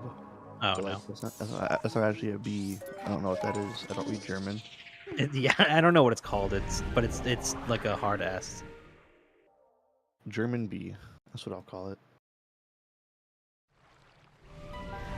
Anyway, I tried to find a joke for German B, but failed. So Yeah, I thought about it for a minute, but then the thinking in mind. So Yeah. I guess our fallback can be explaining map Map glitch. glitch. Yep, You want to that's take that one? all reliable. Explaining map glitch. Map glitch is a fantastic trick in my opinion. It requires the simultaneous depression of two buttons. The open map button and the call Midna button. What that does is Midna's like, okay, let's warp away. But then the map comes up, which you can then dismiss if you like. Or strike that and reverse it. Like that. So the game's like, okay, we're warping, but you're not warping. So in preparation for warping, it disables any void planes and load zones. So any area triggers, that would that you could possibly run into while you're trying to warp away and would really mess the game up. And we can exploit that fact to climb this lovely mountain, which is covered in massive void planes because of the reekfish scent which you're supposed to have. It takes a long time to get it. You need the fishing rod. It's a whole thing. So rather not do that, rather just map glitch through all these void planes and climb the mountain the old-fashioned way. Yeah, and that was a trick that is patched on the JP version. You can also use these Wolfos though to super jump up past the main void plane that is standing in your way. Because there's just a little corner you can jump over. Yeah, like if you look at the in GZ we have trigger viewers and like different kind of like visuals for different void planes and stuff. TPGZ art practice tool. Yeah, there's just a shit ton of boxes, just like a bunch of like big boxes in the area for some reason. It's not like a flat line. They just kind of sprinkled some boxes. Yeah, they're all kind of around the place. haphazard. Quite silly. Yeah. But the guy who put them there was like, literally no one besides me will ever see this. 20 years later, and Little did he know. some weirdos break the game apart and add colorful boxes to show all that all that guy's hard work. We need to know where these are. Why? Speed.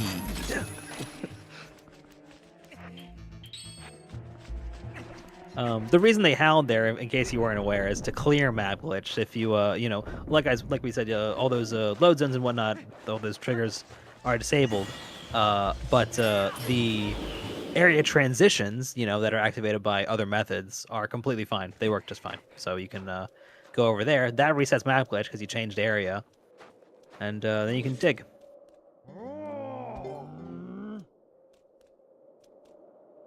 Yeah, and G's did or messenger skip. You can just kind of LJA and hit a different void plane. Nice. Zach took such a crazy line there, avoiding the messenger trigger. Like insanely optimal line. Yeah, so like an LJA basically being more during the Nice game instead, so it spawns you as if you voided out during snowboarding rather than in front of the door. Right. But an adverse effect is the fact that, as you can see, it is still foggy because completing the messenger fight is what clears this fog. But we have visual cues that we can use that are consistent, so it's not too bad with a little bit of practice.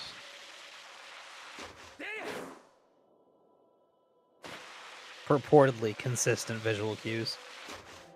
I saw someone in the chat saying that was OOT music. I have a little secret. I have insane news about Twilight Princess. TP is basically OOT's. I guess you. It's like a legacy sequel, basically. Yeah. Hero Time is like a minor character. Yeah, he's who we just learned the ending blow from, in case you weren't aware. If that was the Hero of Time. Yeah, it's basically Ocarina of Time, but more emo and more edgy. Yeah. It just has that early 2000s emo kick to it. Yeah, so there's like a Stallard later. There's a Morpheal instead of Morpha. There's a bunch of, references to Oot. You got the Forest Nice Temple pose and Arbiters. Yep. This, yeah. I recently played through Ocarina of Time, like casually for the first time, and noticed a lot of similarities when I was playing it. I'm like, maybe there's a little bit more merit to people saying this is Ocarina of Time 2. It's not 100% accurate, but I can definitely see where they get that viewpoint. Yeah. But Here's Snow Peak. Snow Peak. Yeah, a very glitch dense dungeon. LJA, clip through the floor, jump, clip through the floor again. Hang on. Jump, clip through the floor again, go through this door, do a weird setup. We'll push this box first. Do a weird lineup. Give him a second. Like that, do that. And then back, and then do this thing twice, like this. And then clip through this door. Forget it. Just do all that again. But Zach is doing all this as well. Literally the exact same thing. Okay, yeah, clip through that door, transform, run over here, and then clip through this door, like that.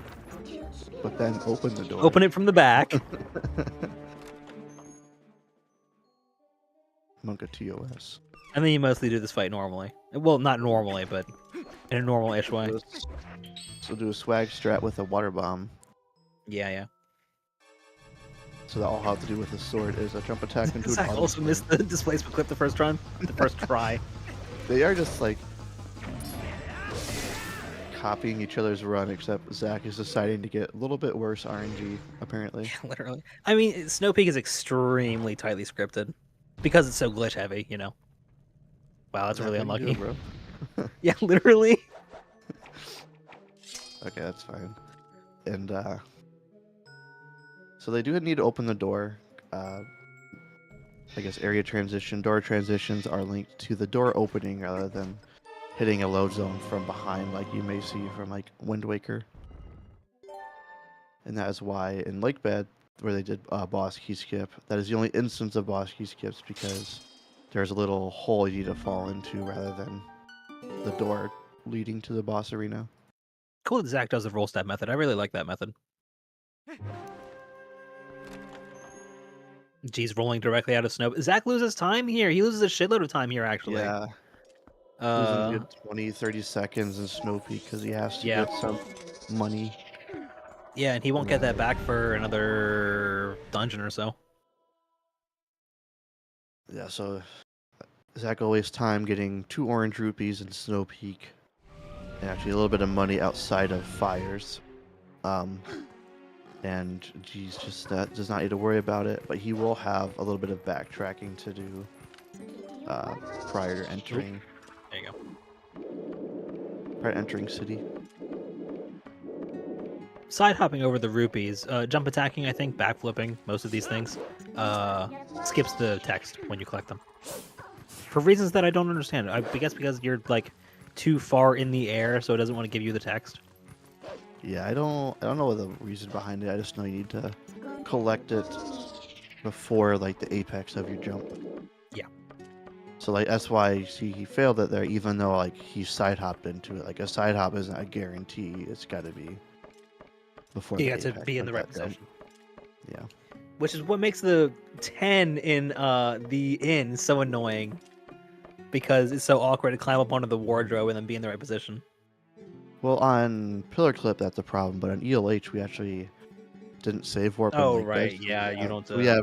We have yellow text from. Yeah, so we saw G's do an 18-second ladder climb and also kind of cool pulling the ball and chain strat to fall down.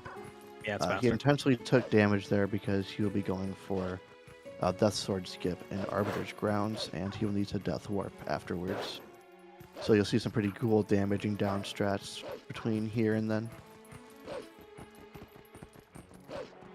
G's trying to stop in a very specific spot so that he can transform in that like 1 square millimeter. I'm sure G's did it, but Zach is turning the camera to not face the lake. Facing the lake is extremely laggy. Like Hylia is a very laggy area just because of how large it is, and especially like the waterfalls add extra lag as well.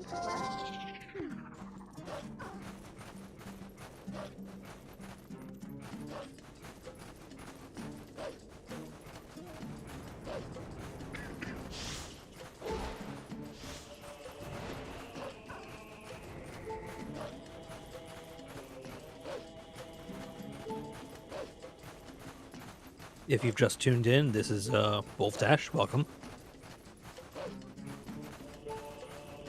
We hope you are satisfied. Yeah, I think we've met our quota for wolf dashing.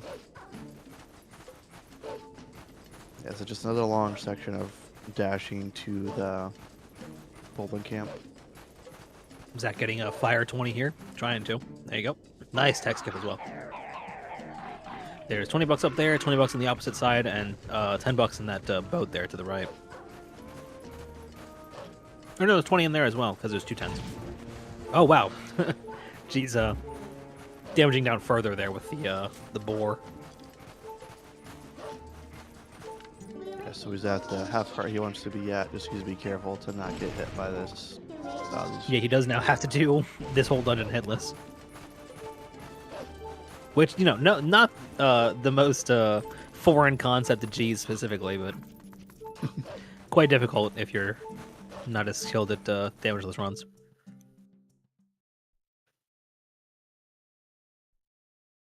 Looks like Zach will also be going for DSS because he's taking some damage from the Moldorms.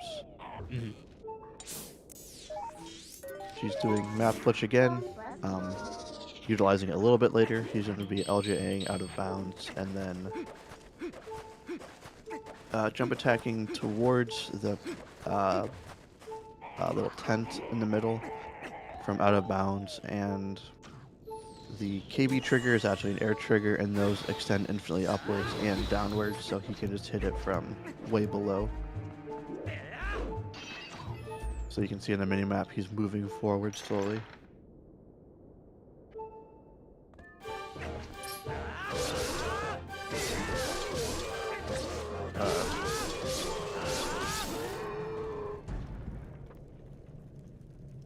KB, please.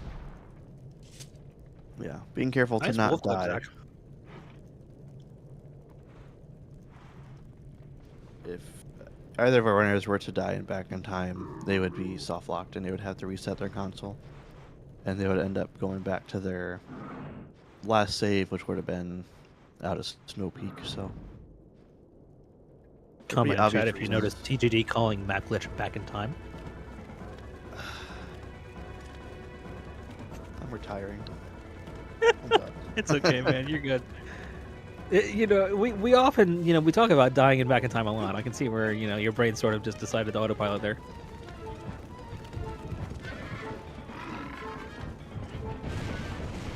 All right.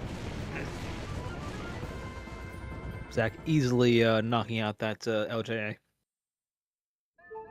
I'm looking forward to seeing after his KB3 if he gets that nice, jeez. There's a clip of Zach getting a glitch where you can trigger the cutscene of like leaving the area by bonking the boar into the side of the gate, but it doesn't actually break. So you just stay there. And it's quite silly. Yeah, it's unfortunately slower by a few frames, but it is very funny to watch. And obviously, if you fail it, you have to wait a year and a half for the board to get back up because it's very lazy. But we have Arbiter Grounds, which really up until the last few months with displacement clipping was the hardest dungeon in the entire run by far. Now it's still pretty tough, but it's honestly, I don't really think too much about it except for a little bit of stallion skip, but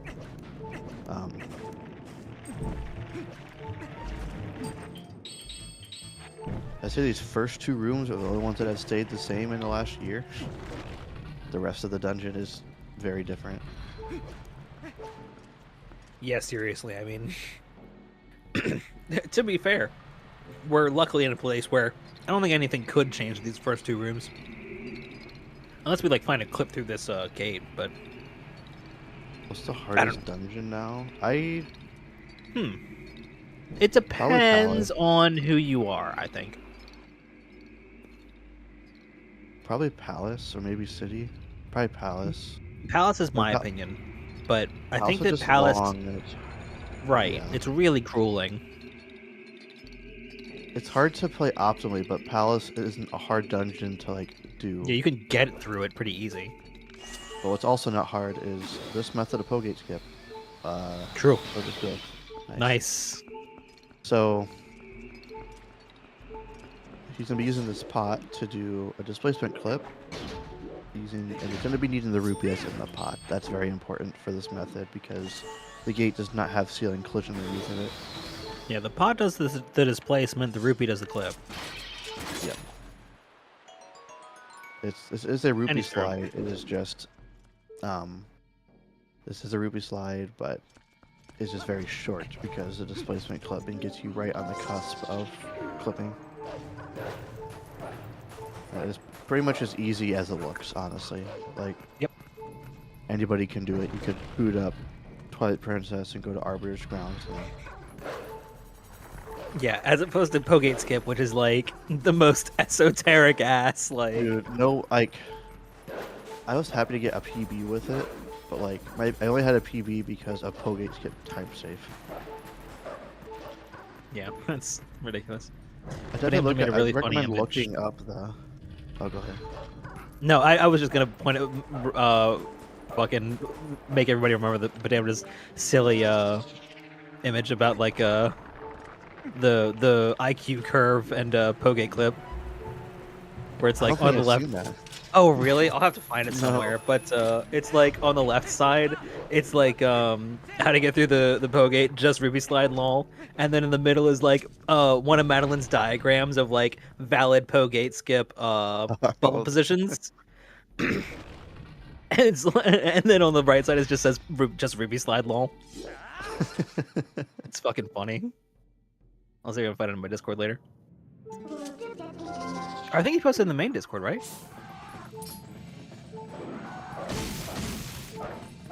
I thought you made it. What? Who the hell made it then? Some other funny guy. There's a lot of those in the community. There are, But, speaking of funny guys, DSS, yeah. he uses. Ooh, I like that. Using the ring really to good. break the pot. So he's gonna be using Death Sword's big fat head to super jump over this gate. Yeah, in the same manner as we did Jamal for EMS. A little bit late. A little late. It's timing precise and also like standing position precise. And also Oh, like Zach, energy that sucks. just- Stallard likes to get stuck. Death Sword. God damn it. Weird position there. He knew that as well. He was saying that, I guarantee it.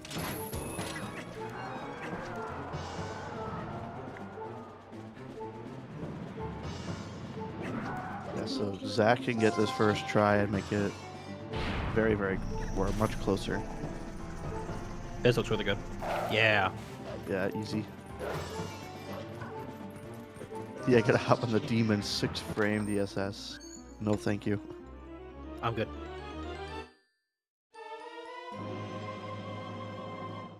And then Jeez can just kill himself here and warp right out of the room.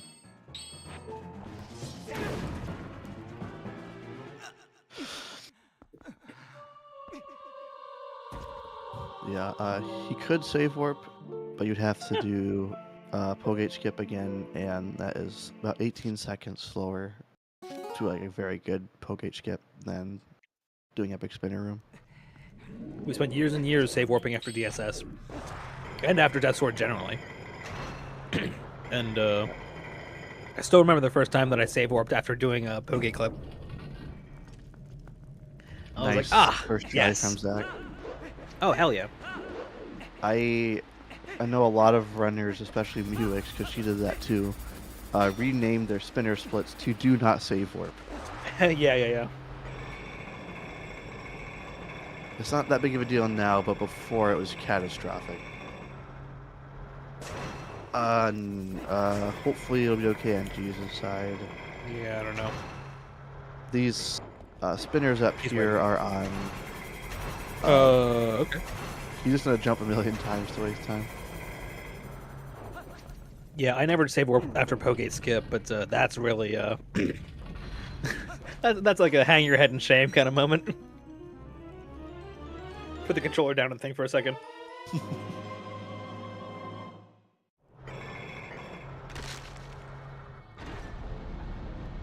Yeah, those spinners in Epic Spinner Room, they basically will never align up again. So it can snowball very quickly to become kind of a mess.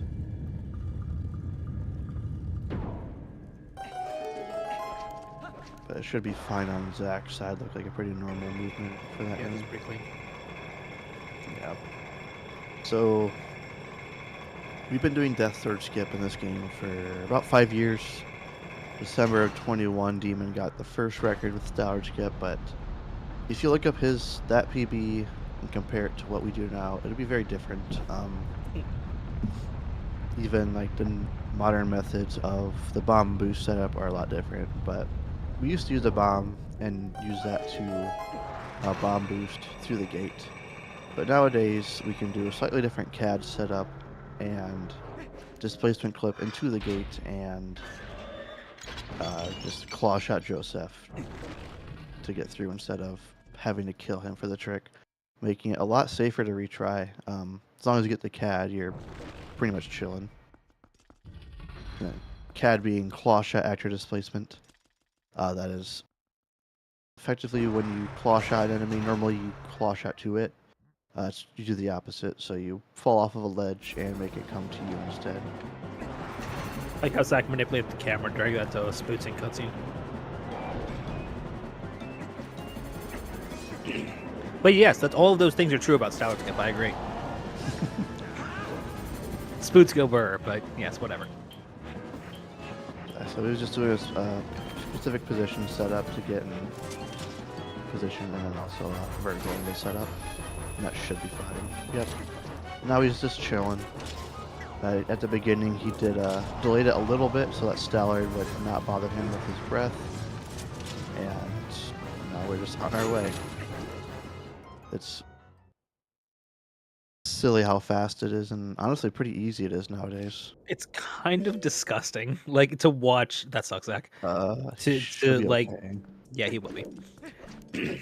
To see how much like Stellar Skip used to be so fucking evil. What the fuck? Why is he all the way over here? Oh dear. He didn't. Yeah, good call. That was. I know Zach has had problems with that in the past, so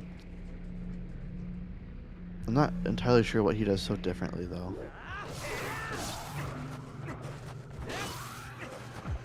Oh, he's going way over here. That might explain it. Yeah, I don't know why he's going so far left. Yeah, messed it up.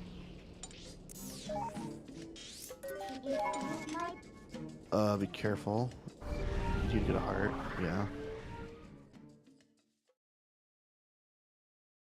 So the direction that Stellar goes is dependent, it's affected by your movement at the beginning.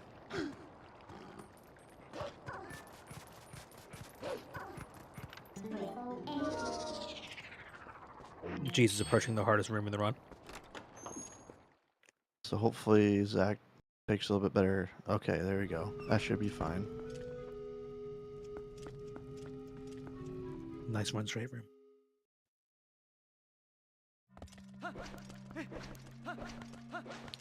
Geez, doing the biggest sequence skip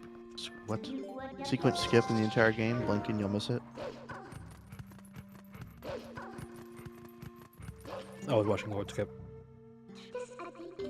Did he wait long enough? Okay, good. So he'll be okay as long as he just doesn't waste too much time on the displacement clip.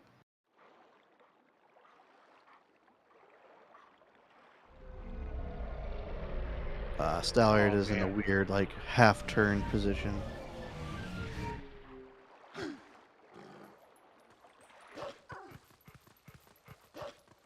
Yeah, so, G's will be doing his, stealing or scamming fire, stuff. So he'll talk to him once, he'll say, "Fix my cannon." And then Fire will be like, "You don't have any money." And then G's will come back and be like, "But what if?" And then Fire will be like, "Okay, fine." And then he'll fix the cannon. Yeah. This is theoretically the time that Zach would be gaining back on G's Yeah. after losing it in Snow Peak earlier. Excuse me.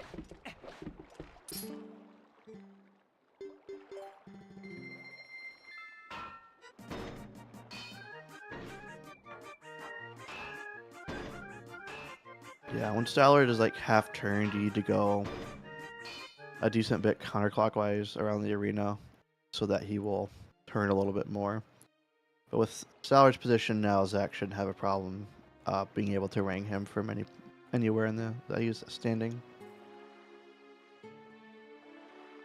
But I find that like once you fail the displacement clip once, your timing is just all screwed up and it's very easy to clank. And if you are like early on the displacement clip, then you can just kind of do it again. But if you do bonk, then you have to do the entire setup over again.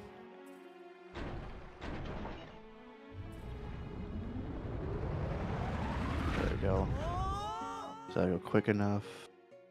Nice. Because if you was to get hit with Stallard's breath, getting hit by Stallard's breath always damages you to the center of the arena. So you could be in the gate, and if you get hit, you'll clip back and bounce.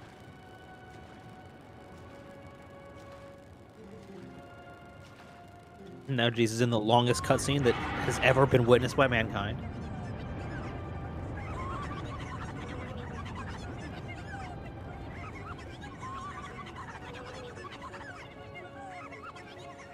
It would not be. If you mess with the displacement clip, you can just try it again.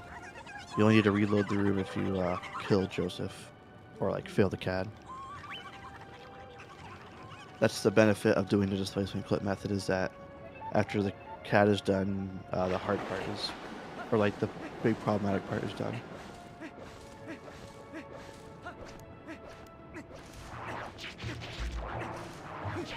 City in the Sky. It's quite a few LJAs. Another cool displacement clip we'll be seeing here in a little bit.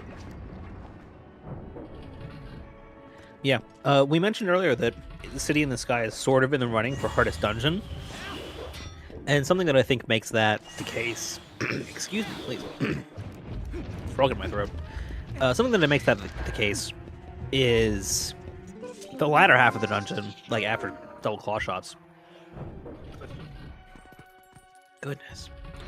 Specifically, trying to get Fan Tower perfect and trying to optimize your Argorok, because Argorok, you know, obviously you can do... Oh, jeez, that sucks. Nice jump. Yeah, got that auto... It's so annoying, because if you're dropping and then you input on the stick, you get an auto roll when you least expect it. But anyway, optimizing Argorok to the point where it's optimal. Because Argorok is a boss that uniquely, actually, you can play really, really safe or really, really fast. And, you know, most people find a happy medium, but it's a massive skill check, especially in high-level play, like these guys are at.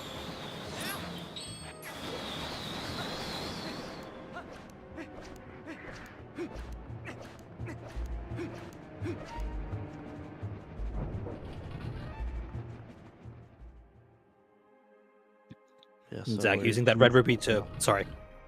I was gonna say, where G's had to do that double tracking, Zach can just give him $300 and be on with his day. You know, it's sort of like European versus American healthcare. You can either pay a lot and it's pretty fast, or you can not pay that much and it just takes a shitload of time. That's a great analogy.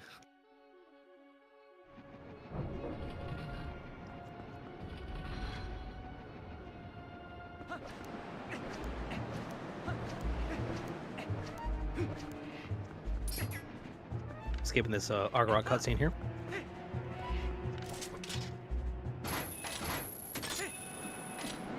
Yeah, so that as a result, the bridge will not be broken, and it is also going to set his save warp position to be by the small key chest instead of the start of the dungeon. which will be important if he, when he save warps after double claw shots. If he manages to save warp after double claw Nah, shots. he might do this no saving point movement and walk That's true, all the he way might. back. That would be pretty sick.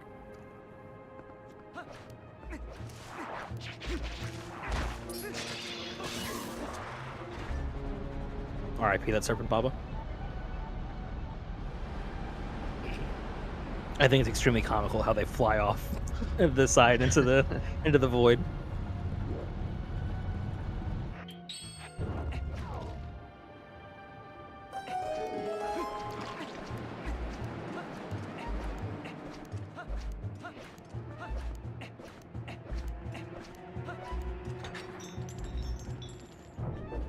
So not this room, but the one right after it, Jesus is going to be doing the last displacement clip of the run. This is another big change. Allows us to skip this clip through this gate. That other versions, the HD and Wii versions, have had methods of doing so for a while, but GameCube had to go around pretty normally. This one's a little bit more involved than some other ones, though. Oh, he's doing this setup. He's doing this one, yeah. I bet he. Oh, he doesn't do the swag clank. That sucks. Oh. that Baba had a crazy roller coaster of emotions. He thought he was the shit, and then he very quickly learned he wasn't. But the setup that G's did actually requires a pretty specific range on the control stick, like ESS range. Yeah. I think I've only seen him and Cass do it in runs. Yeah, I assume they're the only ones who are confident enough in their controllers.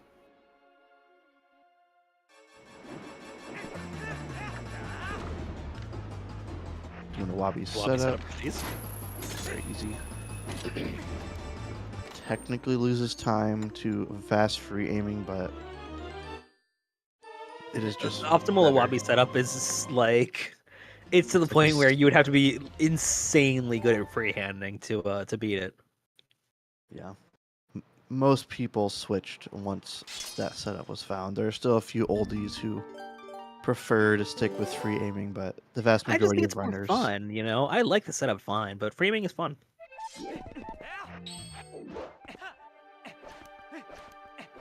So pretty big gap between G's and Zach right now. Salaried Skip wasn't too friendly to Zach, but there's still plenty of game left, so he's not out of this running yet. Oh. Yeah, win cycle. Oh, Zach. Okay, he's good. And the win cycle is pretty. Yeah. It's really sketch if you fail that cutscene skip in the wrong way, because you can jump directly into the cutscene trigger, and it's pretty scary.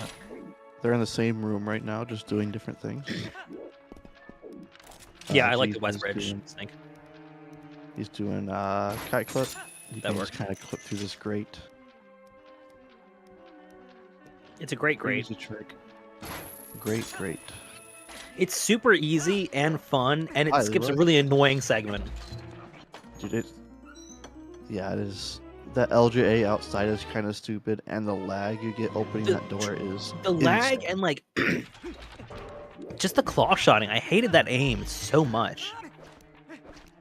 Oh, to get up onto the... Yeah, to get up onto that higher level. The LJA is fun. I don't mind the LJA, but that claw shot aim was the death of me every time. It's like Rob Shot, basically. She's just opting for the two singles, which has become pretty common now. There is it's very popular really cool, these days. very cool double LJA, which can technically be faster, but it's easier to mess up. So the double LJA is treasured to me. I'll never stop doing it. Boots with defer. Zach is on crit health, so he'll actually have to do the standard setup for a City Gate skip. Citygate clip, technically. True. I think Citygate skip is unloading it.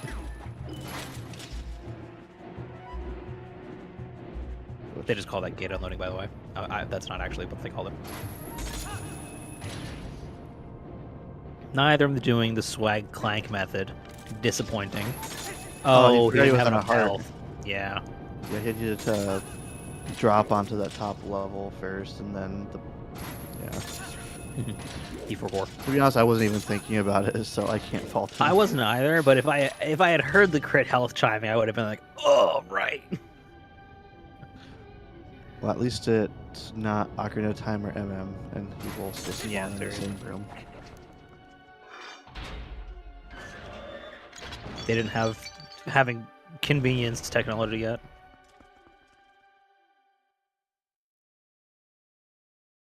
But Zach showing off both setups for Citygate clips, so I think he just did that intentionally just to show it off. Mm-hmm. Speaking of Rob shot, his Rob shot. That looks like Pixel. Okay, it's not. Pretty damn close to perfect.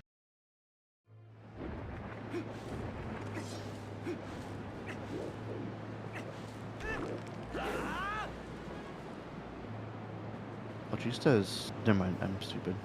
I was gonna say Geese does 4 heart, but he gets City is number 5, so I'm just dumb.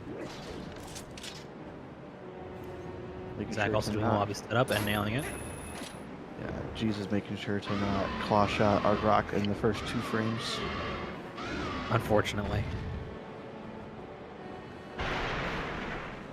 We can see what a cool game this is.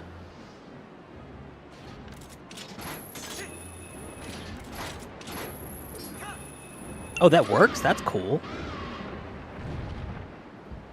I didn't know you could just, Spidey shot that.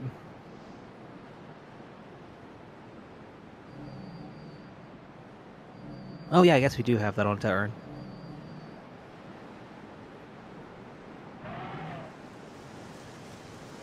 And ToEarn.com is just a fun website to mess around with for a little bit. There's a bunch of old school fun clips on there. Yeah, if you aren't, if you're into TP and you aren't familiar with Terran, then avail yourself. So you're not really into TP if you're not into ToEarn.com. Yeah, seriously. Frankers. It's okay to be a TP zoomer, but you gotta educate yourself.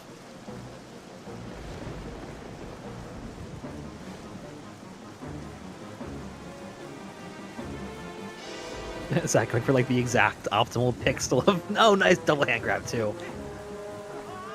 That rules. Yeah, so being a little bit more YOLO with the aim, but yeah, yep. Just essentially just to kind of reset the fight to have Argrock in a better position. He's going to be going for flame cancels. If he can claw shot in a way that Argrock thinks you fell down, she'll stop blowing her breath, so he'll sink a little bit and then claw shot to the next XP hat and she'll be tired, and then he can claw shot a few times and get her back. The first 2 cycles are the same, but cycle 3 she tries to kind of fake you out a little bit, so it's a little bit different, but it's the same premise.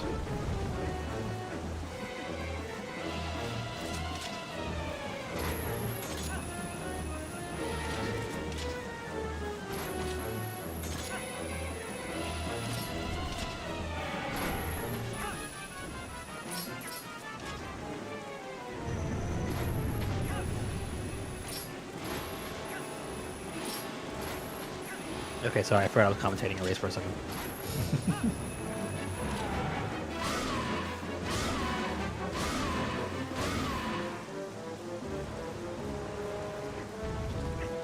It's so fun how you get to ride Argrock down after you stab her. The Argrock is like thematically a really cool boss. It blew my mind to shit when I was a little kid, I'll tell you what. I was like, I have to kill this giant dragon? Oh my god!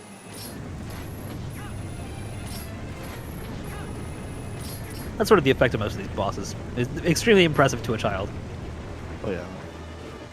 None of them are particularly difficult, but they're Pretty cool. Yeah. There you go, fill my water back up. Oh my god, Zach, that was so tight. Oh, you got this.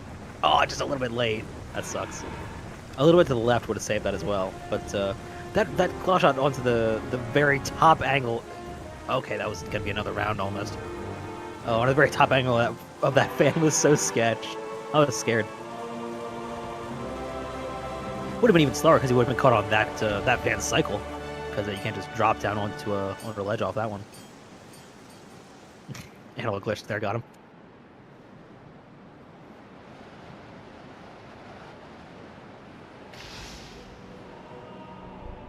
And Jesus blown up the big wyvern that was threatening the Yuka. Happy days. They don't see fit to reward us in any fashion, you know, there's no cash prize or, you know, virgins or anything like that. But, like, I guess they let us leave. I feel like the Uka could very well just, like, take us captive and eat us, probably. But they choose not to, so. They don't have arms. No, just sheer mass, you know, numbers. Does not have any Uka, though. And I guess there's a bunch in the dungeon. I forget about all the ones. Yeah, there's a bunch of them. And there's probably a bunch elsewhere, you know? Yeah. They do their horrible Uka howling, tittering cry, and they all amass and swarm you and peck out your eyes. Just like imagine smother you with their neck boobs. But man chicken. Yeah, exactly. But, yes. Jesus done. Exactly, John. But Jesus kill for that done mod. with City, and is going to be making his way to Palace of Time Loss. Nice D-pad. That's what I forgot to put on my boots in my run. I forgot to put on my boots as I was leaving City. I was like, I thought I was mashing fine. I wasn't wearing the damn boots. Sorry, anyway. Yep. Palace is literally just go in a room, kill some enemies, get a small key, go in the next room, rinse and repeat. Fight a couple ghost Zants here and there, and then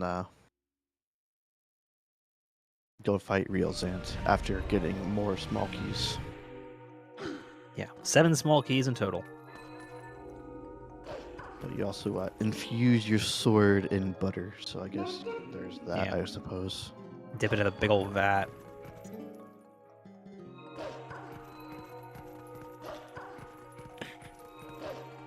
Shout out to Ant Venom.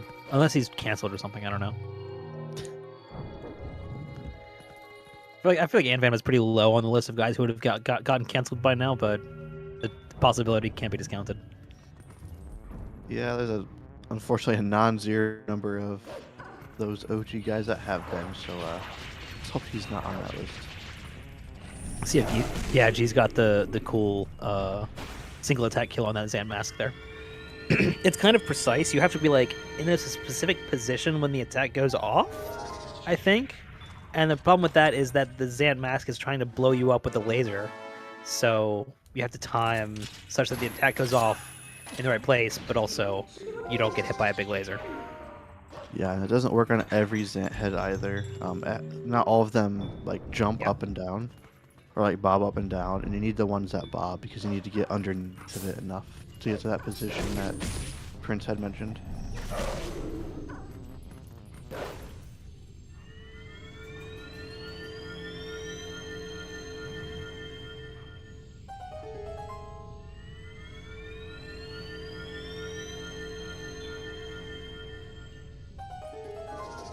It's interesting watching how, yeah. Oh, go ahead. I was just going to, it was much the same, you know, it's just interesting how scripted looking this Argorok fight is, because it's extremely scripted. It's very tightly choreographed. Yeah, unless you go for like early roar, it's pretty much just kind of follow steps. It's not exactly an auto scroller because you need to be kind of conscious of what you're doing, but there is just a series of steps you gotta follow, and if you do that, you're fine. Yeah, focusing on what you're doing during Argorok is really really a big thing. For some reason, I find it personally, at least, I don't want to speak for anyone else, extremely difficult to do flame skips correctly while also thinking about other shit. Ah, jeez. Oh, did he? Oh, yeah. He just like failed a quick spin, so he had a negative teleport. Yeah, Jesus was probably wearing headphones there. With stereo audio, you can hear where Zant spawns. And he was adding Taskmaster because Taskmaster has been working on another 100% task and spent over like 2 months trying to get a center spawn in this room. I won't get too into the weeds, but just kind of how RNG is called in this game. There has to be like certain like things in the game calling RNG, and there's not a whole lot in this Wing of Palace, so. Anyway. Panic Coac's video on stopping the clock in TikTok, or crashing the game with the clock in TikTok, has a really cool explanation of RNG in that game, and it is similarly the case in Twilight Princess. Yeah, it is strictly dependent on, at least for this game and a lot of the games, what you are doing in game. There isn't like I mean, there are RNG values, but you can't just like go in and edit them to what you want them to be, unfortunately. It would make taskers' lives a lot easier, though, let me tell you. So much easier.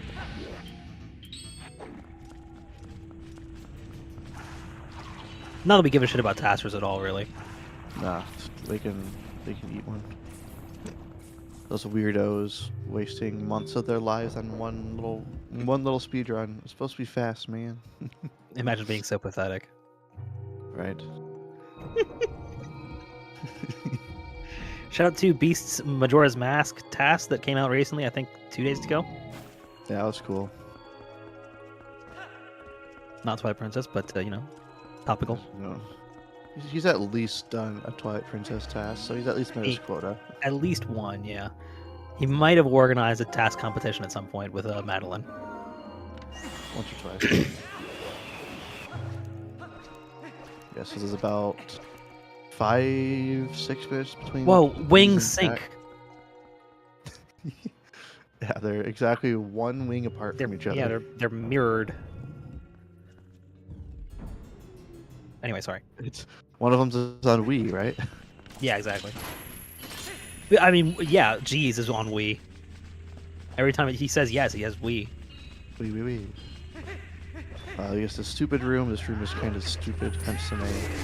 Good RNG, good movement. Well. Be careful, he's good.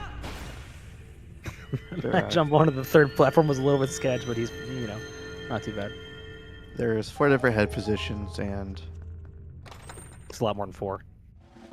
is it? I think I know there's a comparison with 4 spawns that Nimzo made. That's what I'm basing my. Yeah. That is accurate. Okay. There's just not a lot to talk on a palace. Like, he's ringing these shadow beasts so that they attack a little bit sooner.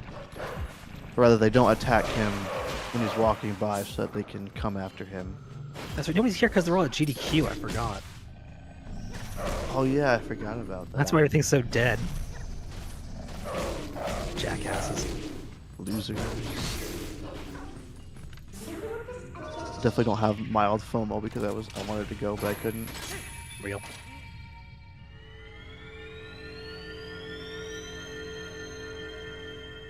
Following will be additional rooms of the runners walking into a room, killing everything inside of it, being given a small key, and then leaving. I guess now would be a good time. I guess I can use this to kind of Wax philosophical. Well, I'm gonna see what's coming up on the Wolfdash 5. Oh yeah, good call.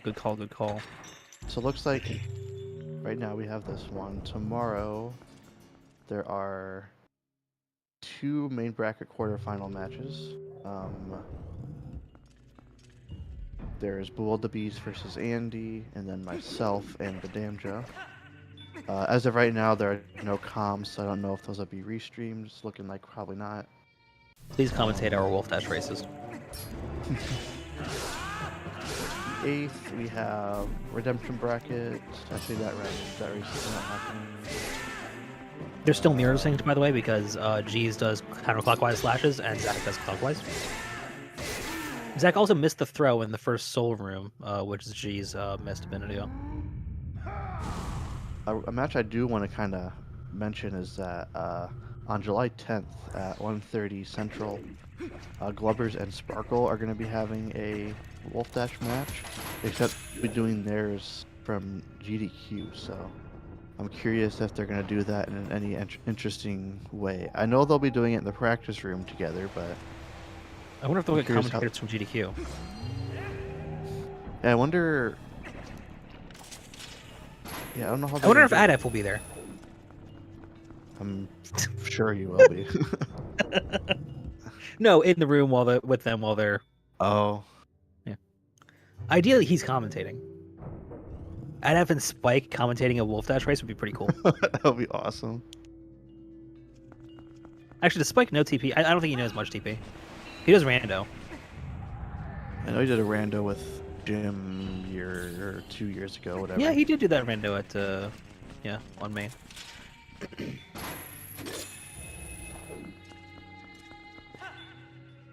But I know Adef has a somewhat respectable time from a couple of years ago, I think. Yeah, I remember he was running a little bit.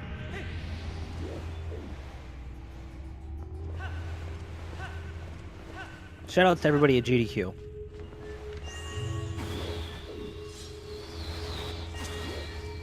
Jeez, trying to rang these keys. I do believe there's a bunch of runners Zach does a crazy gamer hop. They're doing a 3D Zelda relay at some point during GDQ, just as like just for fun. That is on the slate. There's a couple of folks there. I think Cloud and Glubbers come to mind notably. P5. Yeah. Cloud, Glubbers.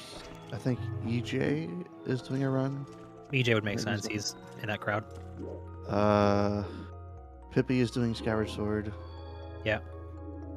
What game am I missing? I have no clue. Probably Oot. OT. I don't remember who that's just doing. OT or MM. Yeah, I don't know. But yeah, lots of cool stuff coming up. Is the gist of I think what we were getting at. Now, Jesus, I almost said Glubbers because we were just talking about him, but Jesus' sword is now covered in butter. Glubbers. Excalibur is covered in butter. Yeah. Excalibur. Yes. Oh. Oh. What's up, haha?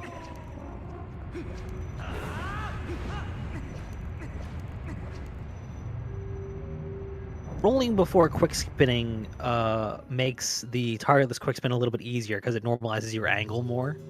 You have that vector of momentum so that your camera doesn't go all wacko boingo while you're twiddling the stick trying to quick spin. Makes it a little bit easier. Well, geez, Joe. No, never mind. Nah. There's a way you can skip both of these souls. I think Zach does it, doesn't he? Much faster. I couldn't tell you. I think he sometimes does. Like Zach helped discover it, by the way. Did he? Yeah. But I don't know if he goes for it all that much anymore.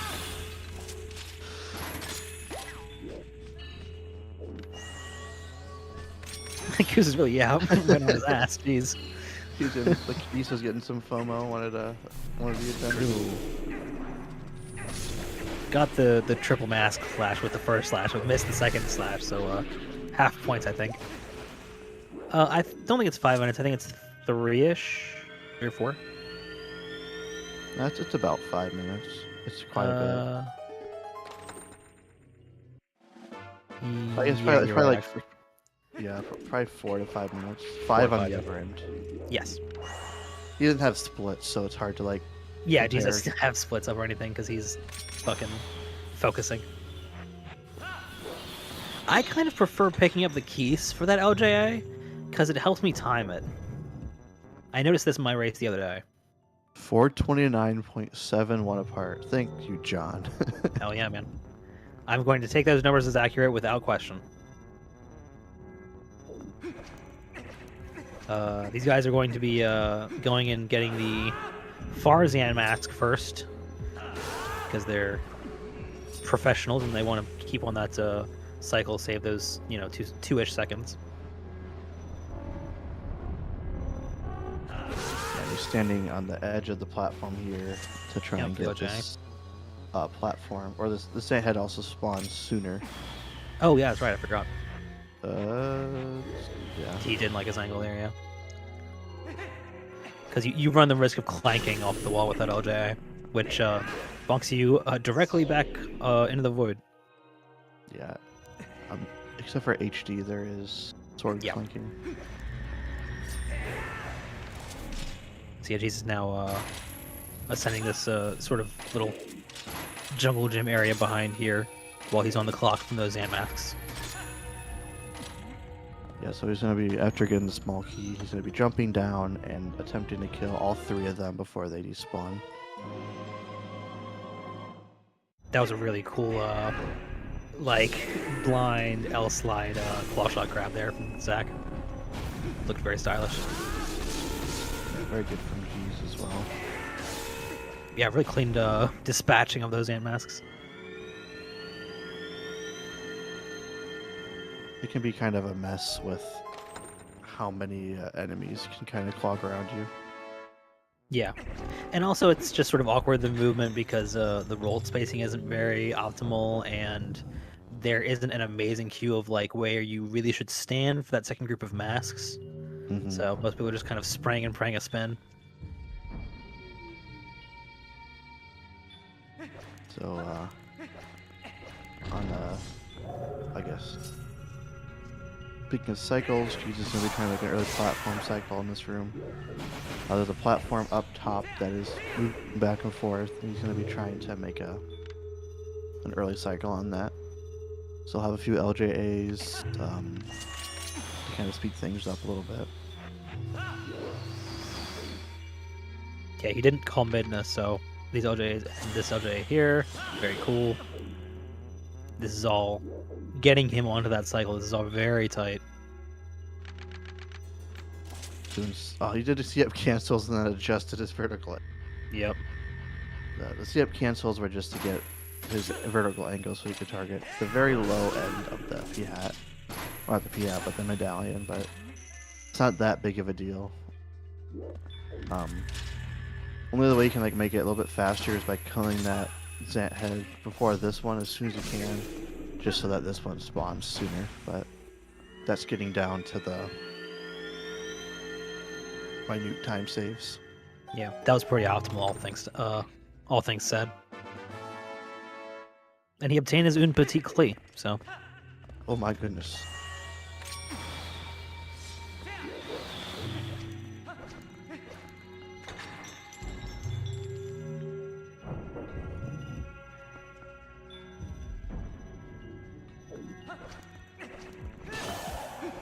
I really hate, you know, it's sort of annoying aiming those souls, but I hate when I'm like in the middle, because they took a long time to roll into the slot, and I just get owned by a bunch of squeebles for no reason during the cutscene.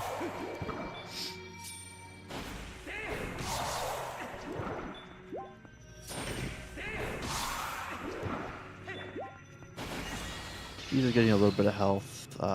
He won't take that much damage during Zant, but it is kind of just comfy to not even have to think about your health. And it's pretty easy to be on low health getting into this area because of how many strats require you to take a heart of damage.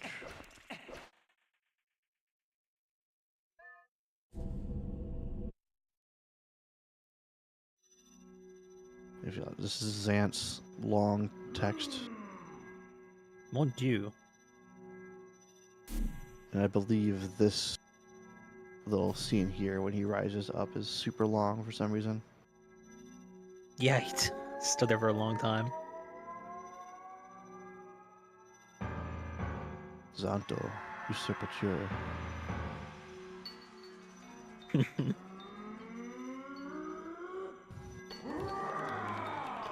Gotcha. Yeah. Zant's boss fight is just a pseudo boss rush. Boss arena is in themes with his own little twist on things. Pretty good phase 1 RNG there. Zant bounces around on the surface of the water a random number of times, and he can really be dicking around for a long time, so it's nice when he just bounces right over to you. She's also got the manipulation there to cause Zant to blast you right as soon as he could by throwing the boomerang.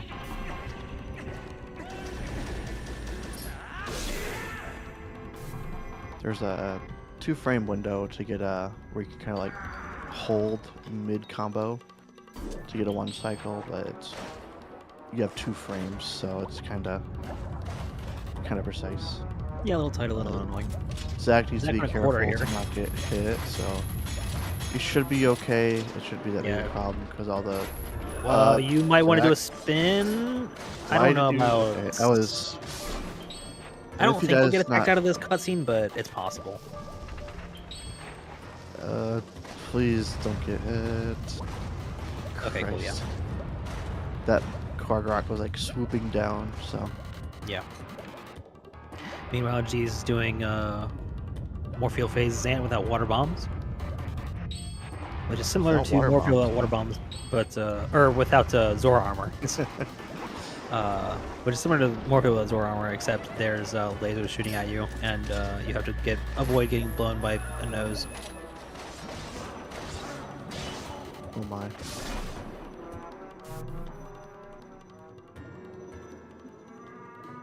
Yeah, but unlike Morpheal, that phase is 100% consistent and is just a matter of get good. Ooh, why didn't he get an LJA there?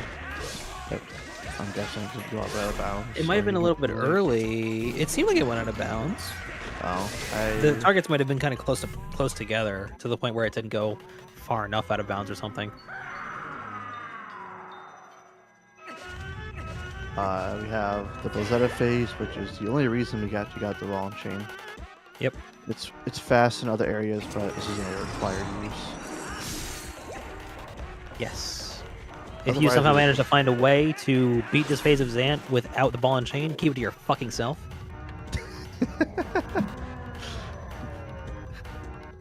Same as if I like Snow Peak. Yeah, Snow Peak's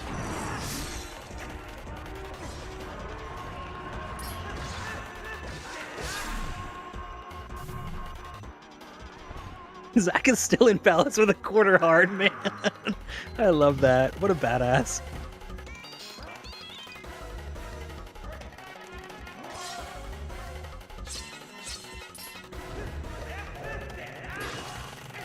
Yeah, making sure to only hit Zan with the last attack of these combos. Yep, classic. Oh, did he fall? He died.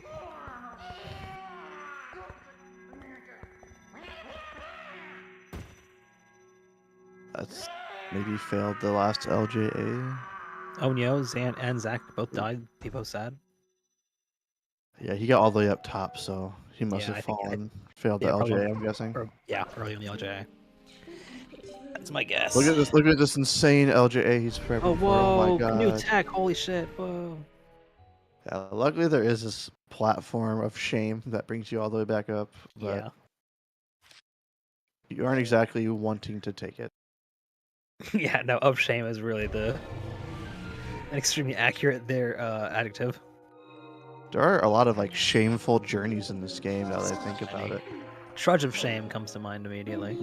If you bonk too late in Snow Peak snowboarding, you just sort of slowly like skateboard paddle the rest of the way to the home instead of accelerating back up to speed. Yeah, I'm missing Ookless, that's true. The Ook of Shame. You have the like failing forest escape where you get the LJA and you have to walk all the way back.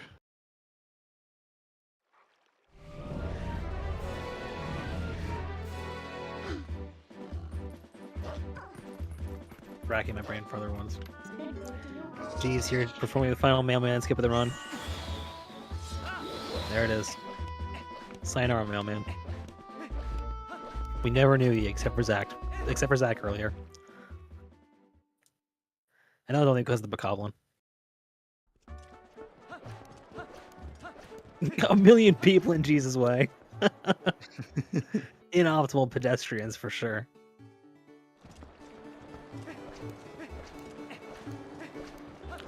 And the bug validation. Oh, he went for it. I thought you wouldn't.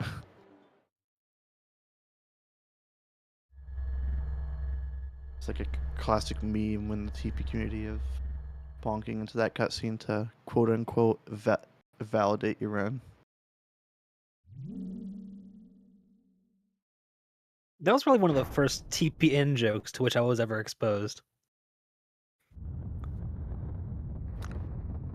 Yeah, I think that is for most people, or that, or the swag for ending blow on Ganondorf. Oh yeah, yeah. We don't have many of them, but we have a couple. Zach just a little bit early on the one cycle. Yeah. This guy's so annoying.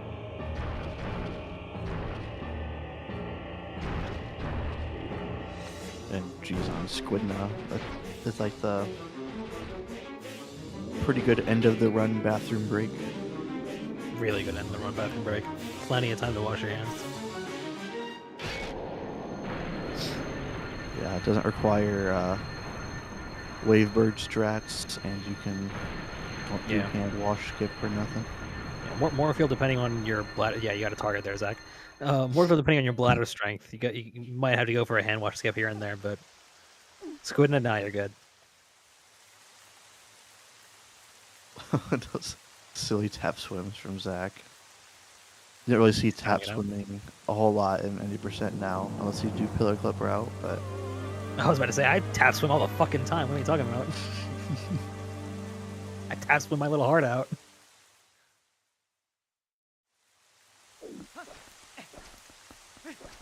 I say that, but every single run tap swims here, so I think I'm just talking out of my ass. Some people don't, though. Some people just like land and walk around. Like I think Beast lands. See, there's G. I don't think G's goes for no. No, he doesn't. I was learning barrier one skip earlier, but I don't have notches to make it mindless, so I'm not doing it. Yep. Notch lottery is such a bitch in TP. It's not as bad now though, because Stylish Kid notches don't matter. Yep, very true. But I think don't your notches matter for friendless? I don't fucking know. I don't remember. I thought I heard that at some point. I could be wrong. Not bothered to even try to do that trick RTA. I have no clue what B1 skip saves, by the way. I know that a B1 skip saves 11 seconds, but that's a different B1 skip.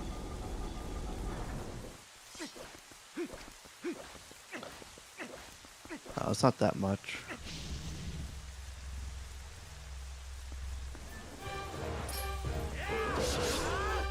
She's not going for the one cycle because it's stupid.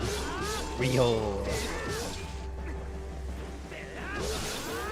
But he will be going for a mid-attack skip. Oh, Zach messed up the combo.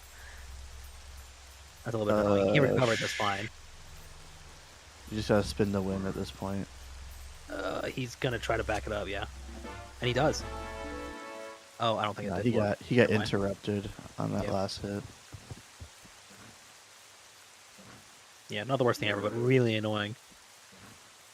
Especially if you've had an otherwise good Zan. Like, messing up the final phase really watch the Jesus see if he goes for a sick flip. Nah, no dice.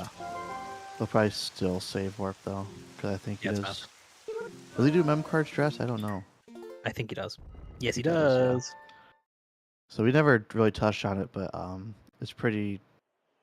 We have modern day strats of using 8 different memory cards so that we're always saving over a fresh file. Saves like 4 seconds over the course of the entire run.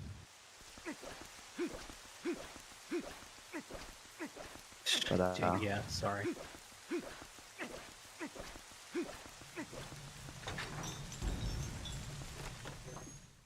so we have Hyrule Castle proper now. There's a few. I didn't think anybody called that few besides me. fights. We're just different. True, yeah. G's equipping the boots here for faster falling off of these chandeliers. And also, chain extends quite a bit faster as well. Yeah. And Opening and the it does. left door. Yeah, it does actually save time to the point where the equip is worth it, which is extremely fun. The iron boots are helpful for the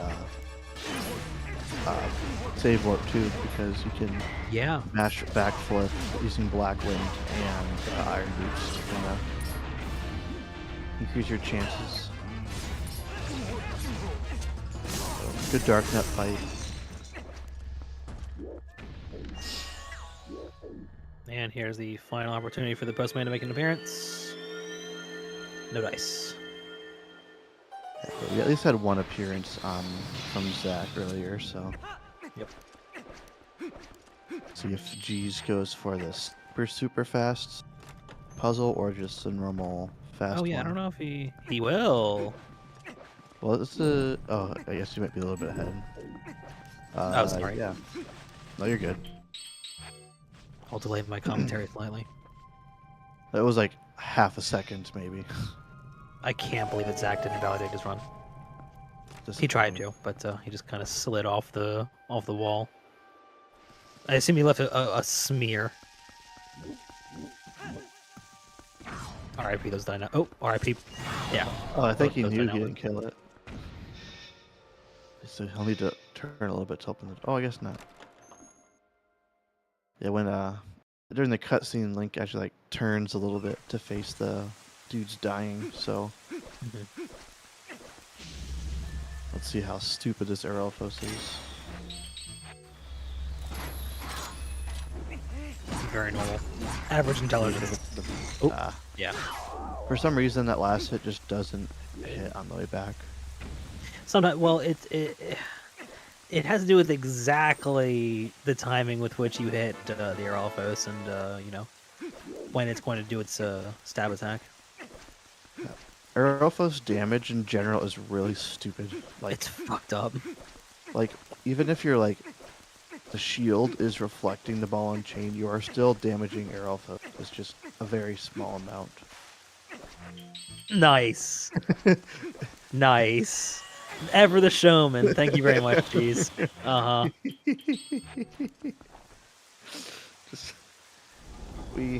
Here's a somewhat new trick. I guess it's very new. You can do bomb boost to skip this cutscene, except the way we do it right now is frame perfect and very position precise, and it's just kind of dumb. Yeah, friendless, let's run.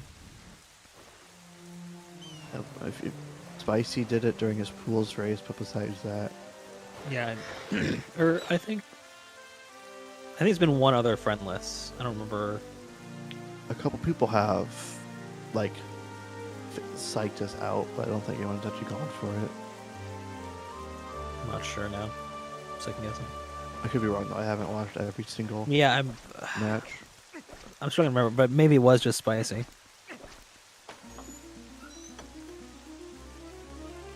Here's the Arrow Castle boss key. The Grand Key.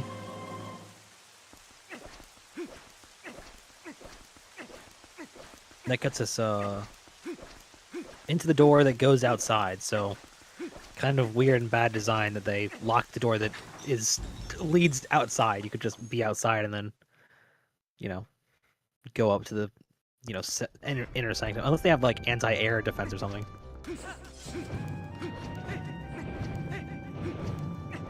They have B-52s circling the castle. Dude, I love the B-52s. Rocket Pops are so good.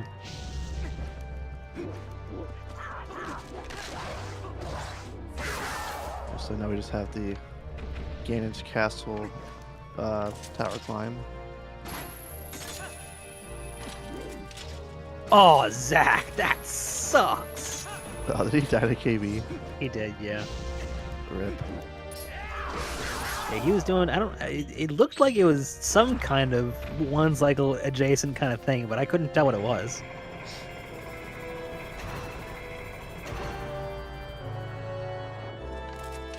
Luckily, we're not in back. No, not back in time. We're not Nice. in map glitch this time, They're so safe, we're they're safe. it's not a big problem. Yeah, just gotta do B2 skip again. And now, Jeez is gonna enter Zelda. Monka TOS.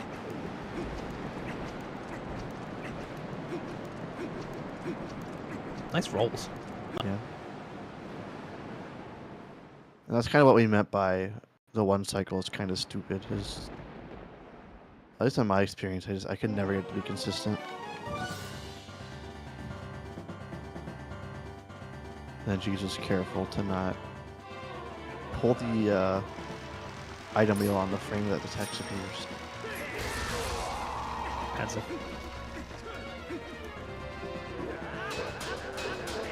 G's going to hopefully not pull a pigeon and be doing that while Zelda attacks from outside and lose the cycle to the ball hitting the windowsill. Yeah, he's just trying to keep the throw off screen as well because it's very laggy. Yeah, this whole room is insanely laggy. Off to a good start though. Zelda will attack a minimum of 7 times. At best, she'll give you her ball on 1, 3, and 7. So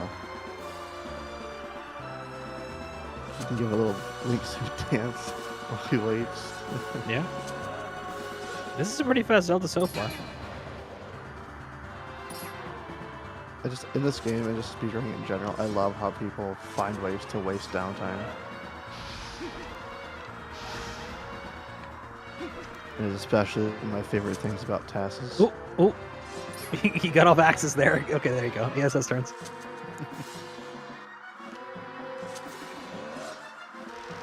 I think that was 7. Yeah. There's 2 triangles, 2 scoops.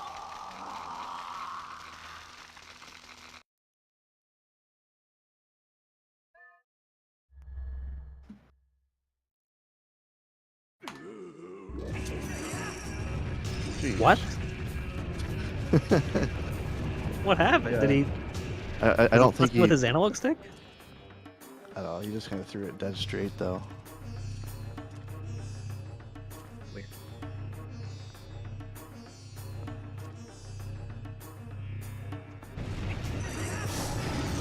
Oh, he has to do that annoying combo from the back. 2, 3, 4. And clear it.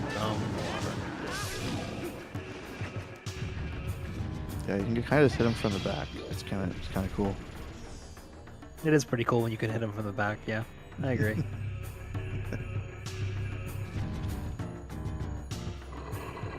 And Zach doing the more traditional fast puzzles.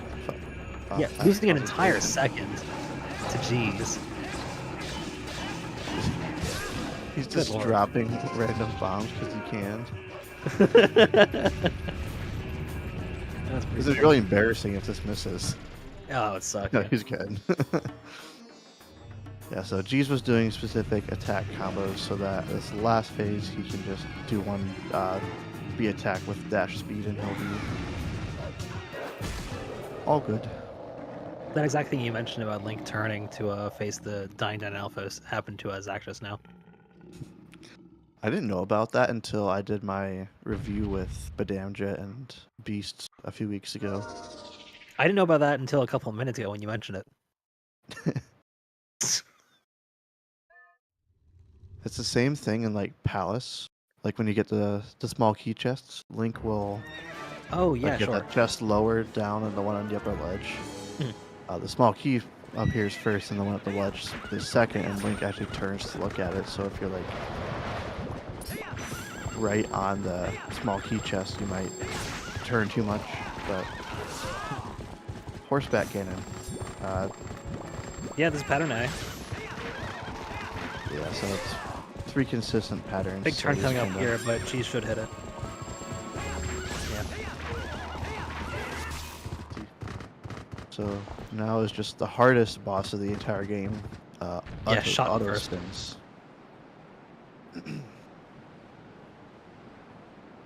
Do you know how to do an auto spin?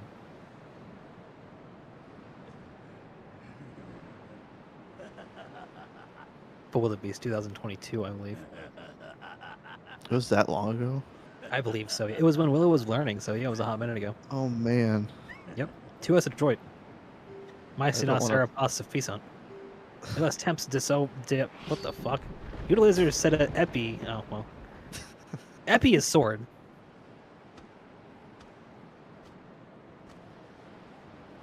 Right, jeez, you got this, buddy. Just press A and spin. I believe in you. Spin, spin, Wii U.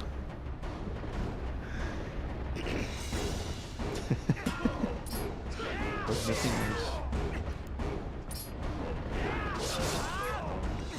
Namas. And that's 3.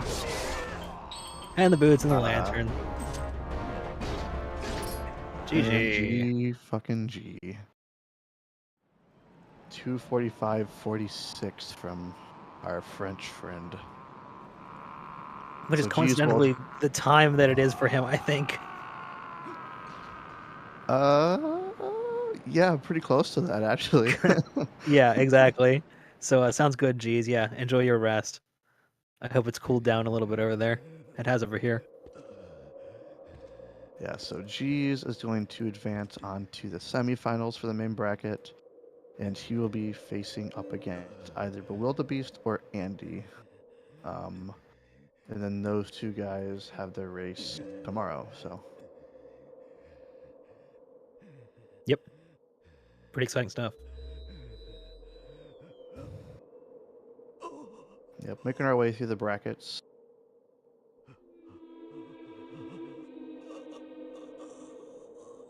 No, G's. Big shouts to the guy who's turning in 245s in races. Yeah, Jesus had been very consistent on his race performance. Yeah, his last one was a 246. That is Dude's tearing it up.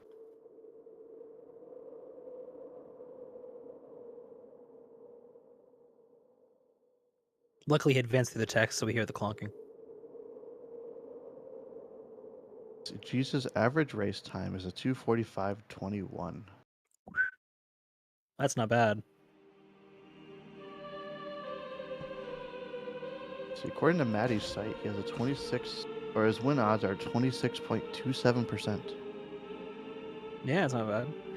Imagine if you like, you know, like in 2019, you know.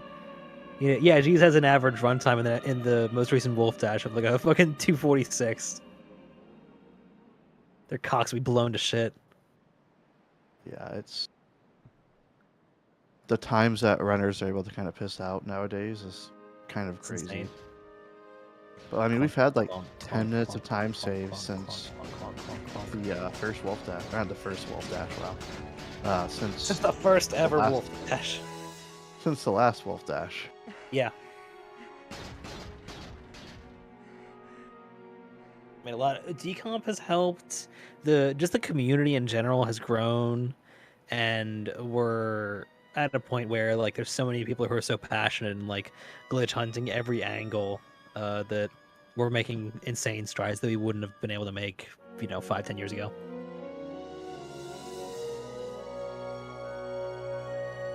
The best wolf. That's a great question. Actually, we'd have to dig through the archive books for that one. But it's a great question. Yeah, exactly. I have all of them linked Here, on while our you do that, spreadsheet. I'm gonna change the audio over.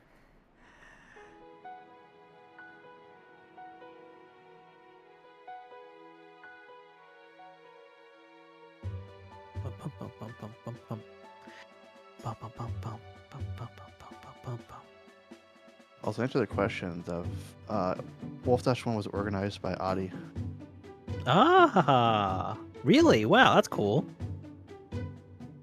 I guess the bracket doesn't show the time, so I don't know how fast. That's kind of loud.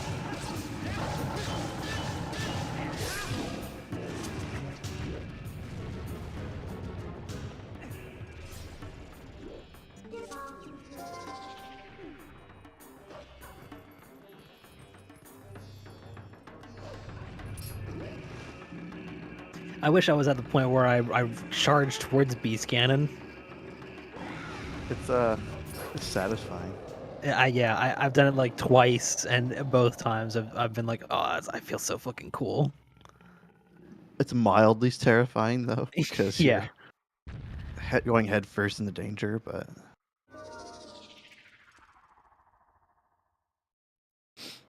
It also just helps line up your angle so you don't get fucking tossed as high when you press A.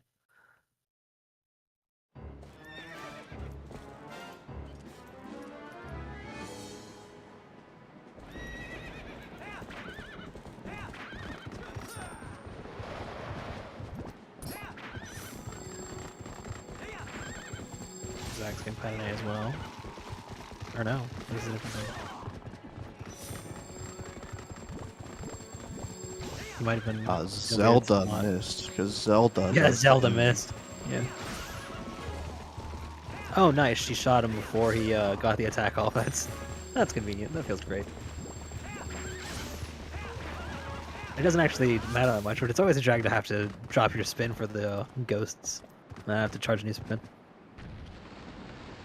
Sometimes it can mess up your, your fight if you're like really tight in and you don't have that much time, so you have to like sort of like slow down a little bit to get that one spin off and then catch back up.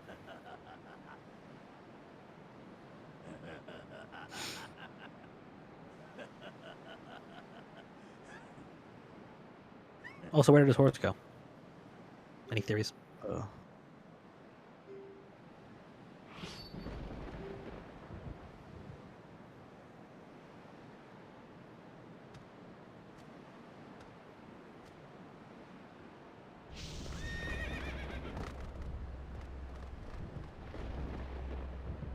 This would be a crazy world record attempt last year.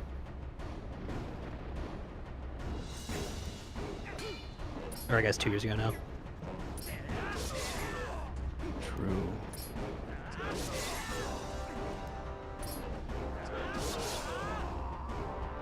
And GG. That is GG.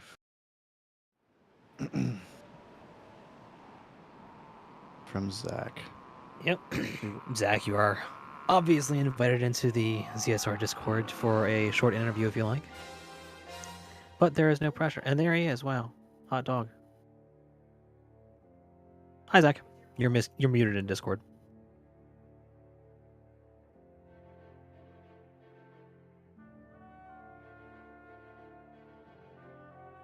Hello? This thing on? Maybe we haven't been live this whole time. Zach, you there, bud? I'm willing to bet his microphone is not Possible.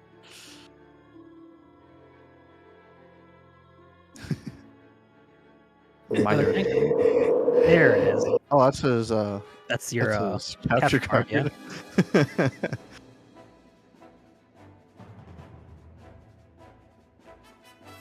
Denk to Nick das Ende sei. There he goes. Here you go. Get him again. I'll get him. Okay. Alright, how about this? Okay, he's deafened. This is interesting. This is a new strategy. Sound like a wormhole.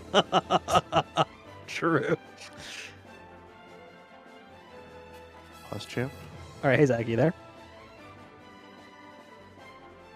Okay, well, it was worth a shot at least.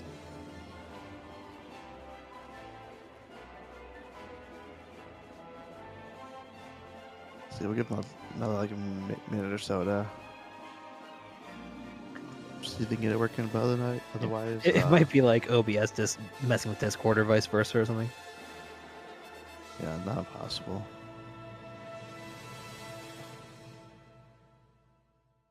See, I can at least see where I'm afraid where Zach advances to. So he'll be going to the losers bracket. Let's see who he'll be up against. It's not determined yet, but we can at least see. We can speculate. Yeah. Let's see. So he'll be up against the winner of Why Not Forkfest. Hi, Zach. Hi. Hello. Hey. I'm not sure what that was. I had to plug in a different microphone. Okay, yeah. Well, GG's. That was a fun race. It's a really fun race. Started going quickly. Yeah. How close were we? Because I know I probably was like decently close up until Stallard skip, right? Yeah, you You guys guys were were- extremely close, like within a minute. Dang, that's unfortunate. Yeah, you guys Yeah. were like probably like not probably maybe 20, 30 seconds variance, but like Yeah. going into Stallard, it was pretty damn close. Oh, that's awesome. I'm glad to hear it was a good race then. I guess until like the last hour. It was still fun. We had a great time watching. Yeah. You're a great Oh, I'm you're glad. a great racer, Zach. We had a great Oh, time thank just you. hanging out. Yeah, glad to hear. Glad to hear. Yeah, I guess I was pretty happy with it, to be honest. It was just the start was a little shaky, but it was still acceptable. I think. Like I still could have got a good time with that if I, played sure, better. So It'd be like that, dude. Lord Skip is Yeah. still a trick of all time. yeah, it's so cool. I love the new method. So I just gotta It's really practice it more. Yeah. Okay. Well, yeah. GG's. I think I have a long way to go if I want to get back into the finals. Right. I have to win a bunch of races. Yeah, you'll have 1, 2, 3, 4, Oh my gosh. 5 matches of losers brackets to make it through. So Okay. if you when we get to the finals, it's still a pretty long road, but Doesn't sound impossible to me. Damn. definitely not impossible. Oh yeah, for sure. I think honestly I should still be able to do something well with this tournament. Just have to pull my socks up a little bit. Word, yeah, I'm looking Yeah. forward to it. A Yeah. lot of Okay, matches cool. coming up. I actually have to run somewhere now, but thanks for commentating. yeah, Thanks for seriously. restreaming. Yep, That was thanks great. Thanks for the race, and Thanks for I hanging guess out.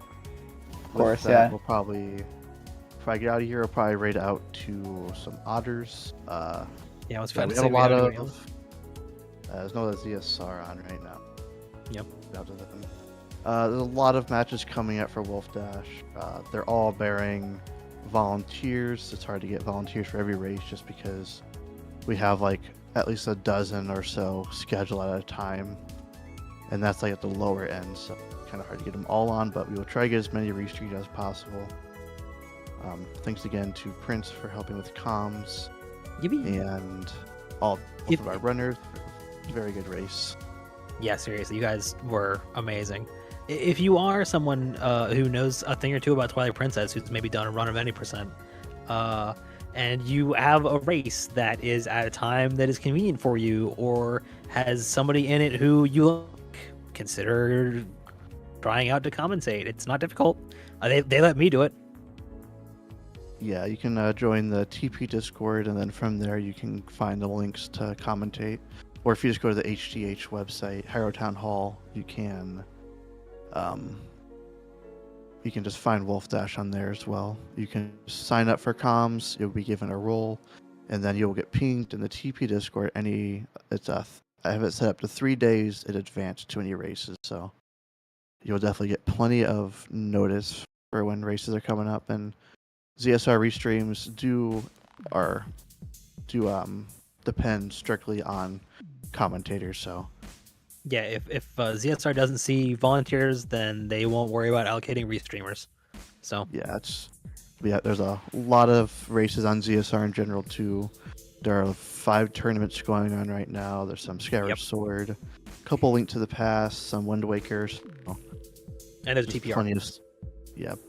plenty of stuff on ZSR in general, so we'll probably go ahead and head out now. Thank you guys all for hanging out, and we will see you guys hopefully in the next Wolfdash race and whatever else CSR has. Bye-bye. Bye bye.